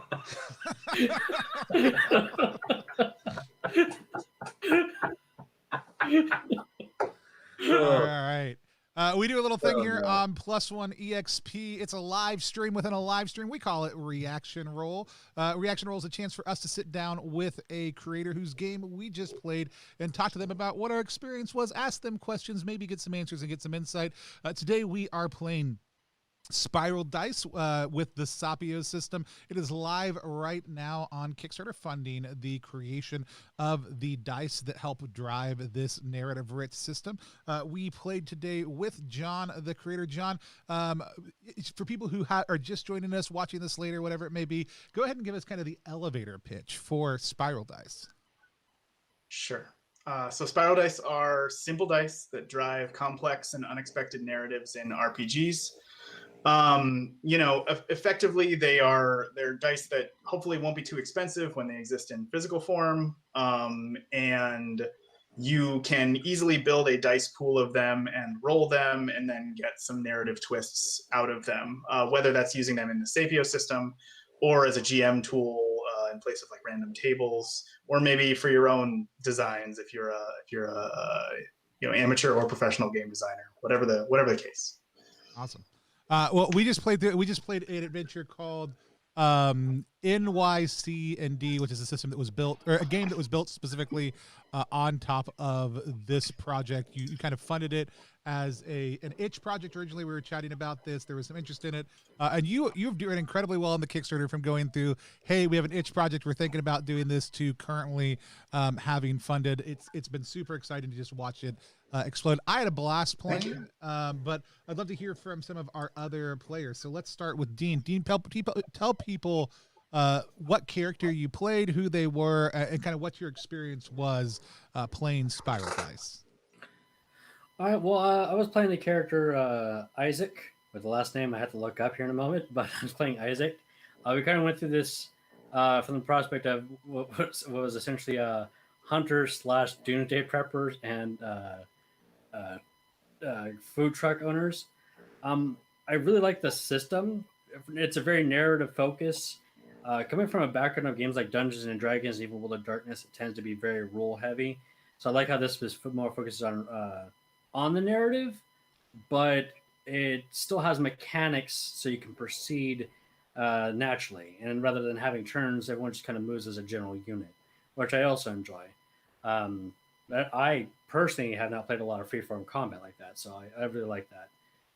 And the focal point is a good idea. That I like it for the purpose of the freeform combat. So I would say overall, I like this. I will probably back this after tonight. I'll probably back this myself. So awesome. Thank you. I like the system. Did you have any questions for John? Not at the moment. The system is pretty solid. Do you, with the system, do you see yourself doing alternative kind of stories in the future, like superhero or sci-fi or anything like that? Something to look forward to? Yeah, so the Kickstarter comes with the Sapio Zombies supplement. Okay. I have a pretty good degree of comfort with zombies, modern, near future, cyberpunk-ish, and fantasy with Sapio. But that being said, basically, like, the Kickstarter will happen, and because it exists, I'm going to continue to generate supplements for it over time so that it has an expanded sort of scope. I use this to run campaigns. NYC&D is not a campaign game. I mean, maybe it could turn into a campaign game for somebody. But there's a lot more sort of brain content to be tacked on top of the system and twisted to different uses. I like that, and I like, well, what we played today, the NYC and D would probably be a pretty good one. I enjoy the concept because, at least in my groups, we don't run with the modern meets D&D group, so that'd be a cool supplement to have for your system. I think it's good fun. What I like about NYC&D as like the elevator pitch for Spiral Dice and Sapio is like it can touch on tropes, and so it's like kind of fun to be and fun to kind of call up the D&D stuff. At the same time, it's a pretty like simple premise that you got to go save somebody. There are monsters in the way, but it's fun because you get to see them do weird stuff in a modern setting, and so it's kind of a nice like, hey, here's the intro to the system, and like you can get comfortable with it and enjoy the experience at the same time. Awesome. Aaron, tell people who you are, what your experience was playing, a little bit about the character journey that you went on. Yes, so I played Marty DiGiulio, the slacker, nephew, and hype man of the food truck. Certainly, definitely a charisma build with this one. I love that this system gives you narrative flexibility with the kinds of skills and characteristics you have. Playing other games, I think we can really get painted into a corner with the skills we have to choose, and to be able to have some flexibility on how you design your character makes it so much more fun to play. And I really appreciate that about the system, being able to really call your shot when it comes to the skills that you have when you're creating your characters. So much more freeing to do that, and I'm very appreciative of that. I love the chaos, the innate chaos in the spiral die as well. I mean, the idea that you can succeed on something but also still have unintended consequences seems very that should be more natural natural approach to how we do games anyway, that there are always those, unintended consequences, both either positive or negative, or neutral. So that was a lot of fun too. And I'm curious, John, where did you get the inspiration to create a system like this, that has so much more narrative free, like a narrative freedom to do those things? Like, what gave you the inspiration to create this? Yeah, so so Sapio actually existed long before Spiral Dice, and Spiral Dice eventually met a need that Sapio had. Sapio, in its initial conception, looked a little bit more like Barbarians of Lemuria, and you had more steps to the partials, the way you could partially apply your profession. And so the idea was like to boil down that skill list into like what, kind of, okay, this is my core skill set, and then like it might be partially or whatever applicable. I played some Fate, some Genesis, Powered by the Apocalypse games, got familiar with like the loops that happen in those games and how they flow. And I was like, I'm pretty sure I could put one of those loops onto dice, and then and I could design it ahead of time, and it would create a certain experience. And so that was the idea. And, I was trying to hack Genesis dice to fit with Sapio, and they're like way too complicated, and the stats don't really work out quite the right way. And so, just finally shedding the, custom components are a hassle, and people don't necessarily want to buy them. Shedding like that kind of baggage and just being like, I'm just going to make dice, and I'm going to make dice. I'm going to put them with the system, and it's all going to work together nicely. And it does. I'm happy with the product, and surprised that it succeeded, but also, happy that it succeeded on Kickstarter so far. Awesome. I've got a question from Jahananan in the chat also too that I'm going to ask in just a second. If y'all have questions out there who are watching right now, or if you even have them later, go ahead and type them in the chat. If you're watching live right now, I'll ask John. If you're watching later on, we'll tag John and make sure he gets a chance to answer them and come back around to it. I will say this: I don't like Genesis dice. I have always been bothered by the way the succeed but have a horrible bad consequence, or fail but have it work well. It seems like it opens up a lot of narrative pieces, and it's cumbersome and clunky and doesn't make sense a lot of times in play. Like it's never a system I've gravitated towards. And even when I saw what you were doing, it has some of those touchstones. Like, it's very evident to see the influence there. Having played your system, I really enjoyed it. Like, I had a tremendous time. I didn't come in thinking I was going to have a bad time. I wouldn't have invited you on just to dump on your game. But I'll be like, so I came in with like a kind of edge against, like, okay, I've played a touchstone of this mechanically, and I just think it's cumbersome and clunky and it's work. So I love hearing what you just said, because this was easy and fun. Because it wasn't like, oh, we didn't succeed when we got the hits. Like, it never felt like we didn't succeed, right? It felt more like a PBTA experience of a mixed success, right? Either way, whether I failed and got to choose a good thing, or whether I succeeded but there was some consequences, it felt more like failure if I didn't hit and had a consequence, or that mixed success in the middle. And so I loved hearing, like, you've done a phenomenal job of taking the feel of PBTA, the mechanical idea behind Genesis, and some of those other pieces in Fate with tags and some of the simple character building processes, infusing those into something that really is wholly unique. Like, I can see each of those influences in there, and it comes out in a really satisfying way that I would happily build stuff on, because it is very quickly easy to say, once you understand the core mechanics of this, just like PBTA, skin it, change a genre, add a thing. So, like, I love that. So I think my big question is, you've got the system, you've made the rules available. Like, somebody can play on this. You've got to set to build this. Is it Creative Commons? Is it by attribution? Are you Vincent Bakering it, where it's like, send me an email and we'll talk? I want to make sure you're not a horrible person before I let you use my system. How are you opening this up for other people to engage in the system beyond just running games, I think is my big thing, because it is incredibly simple and fun to play. First off, thank you. That's really nice to hear that you enjoyed it and that it does work the way that I hoped it would. The licensing is actually something that I am thinking through right now. As I mentioned, I did not expect my Kickstarter to succeed, or like, I expected it to be a struggle. I didn't expect to kind of be signed up potentially to make more content in the future. And so I had always been like, these rules are available. They are free for anybody who wants to use them. I don't put any claim on them, and I'm not going to sue you. I want the Sapio core rules to be available to anybody. The supplements, I'm probably going to lock down a little bit more as my own creations. And then when it comes to others creating content, my hope is that I can support people in that process. I haven't fully worked through what that looks like. I know there's like a blank page on my website that's like, things created by other people that I can, put up there, but people haven't populated that with anything. But I do hope that I can kind of support those efforts in the future, whether that's people creating Sapio content or creating other content with Spiral Dice. Like I said, I had a blast. And it's really funny. You mentioned you weren't sure you were going to succeed. You didn't think you were going to be. And John and I have already had this conversation. I didn't think John was going to succeed either. Like, it was part of our conversation even leading up to this. We had talked about playing. I'd seen this stuff. I was excited to have it on because it was a mechanic I've never looked at and liked before, that all of a sudden I was looking at and thinking, this actually looks pretty good and like I would enjoy it.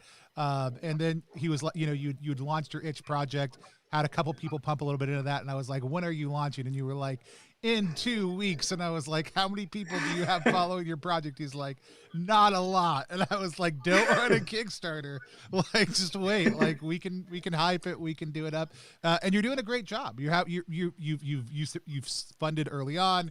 You're moving along consistently. There's still plenty of space for people to go support it. And I would encourage people to do that. It's actually a really great story of somebody coming in with an idea and going from quick, like, not that you just developed it, but from a little bit of interest and then seizing that and then writing that into a successful campaign. I couldn't be more excited for you, and happy to be very wrong. We were both wrong. But John Anon wants to know, could you tell us about the process of doing a Kickstarter? What's been your experience of that, with that said? Yeah, it's been interesting. I know there's currently some focus on Kickstarter, like some negative focus on Kickstarter. The process of doing the Kickstarter started 3 or 4 months before I actually went live with it. My friend Jack does my art, and it kind of came together that I was going to do a Kickstarter because I was like, look, I have the system. I think it's pretty good. I don't have money to pay for art. And he was like, oh, I'll illustrate your stuff. And, we can, like, and the art's share profits phenomenal. eventually. Like, the art is great. Yeah, he's great. It's so good. And so I was like, okay, well, maybe we could, like, get this going. And then there was, somebody who was sort of interested in helping with layouts. And I was like, well, I can pay you, if we get funded. And so, I started building the Kickstarter site, and, like, the Kickstarter UI is kind of funky. You got to do a lot of math ahead of time to make sure that your funding is actually going to meet the needs. There's a process of figuring out how to ship things, which is unique, I think, with dice that don't come with anything else. Because there's, like, funny stuff of, like, you can ship 2 sets of Spiral Dice for relatively cheap, but not 4. But basically, like, you do the math, you build the site using their UI, and ideally you're getting enough followers beforehand that you feel pretty confident that your product is going to succeed. I would say I was on the fence, as Tony mentioned. Like, I started early. That was largely because my wife was like, no, we're not delaying on this thing anymore. You're not gonna spin for another, like, 2 weeks or 4 weeks before we go live. So you're going live when you said you were going to go live, and thankfully it worked. But I think ideally the process, especially if it's a game that needs, you want to get a critical mass of people who are playing it and enjoying it before you do the Kickstarter, either as, like, a playtest community or something like that, before you go live. And then, ideally you fund quickly, and then the rest of it is just continuing to call it out to people and get people to add on to your ability to fund a little bit higher. And I'm you've happy because now we're past my stretch goals, and we're now at the point where I can just make the product better, and not promise more things to people. yeah. And you've also you had I mean, like, there was good community support. Like, I was excited, and Hope for TTRPGs was excited. I know there've been a lot of people in the community who saw what you were doing. You did a great job of sharing your work up front too, which lets people, like, saying I've got an idea for a game is very different than I posted the rules for this game. You can check it out. Do you want to play? Like, and then being engaged in the broader games community is incredibly helpful. And you did all those things really, really well, which a lot of creators don't. They'll kind of hold things close to the vest, worried that somebody's going to come by and take their idea or do something else with it. And your work process paid off. And it's something I highly encourage people to do. I think you've done a great job with it. Jim, Germany said, "Hey, John, glad that your KS is doing well. I stumbled across some of your earlier design musings while looking at some lighter Genesis alternatives a while back.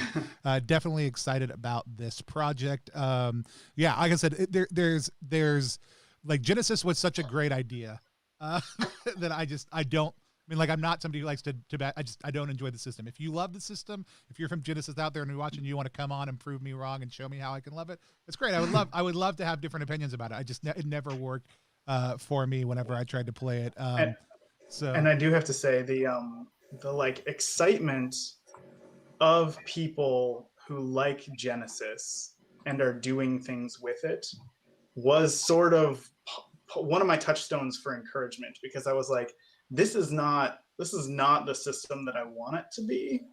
And there are people who are like trying to hack it to do various different things and having trouble, and like the fact that there was such excitement and there was a joy in the dice themselves, which, like, a lot of people tell you custom components are, and Tony knows this as well, but like, custom components are a hassle as a maker, and also, you know, it's an extra hurdle for people, but I think people do enjoy them. And that was what I took away from it, was really like, there are people who like the dice, who like want them, and are most upset that they can't get them in multiple colors, by the way. They're really cool. Which, Yeah.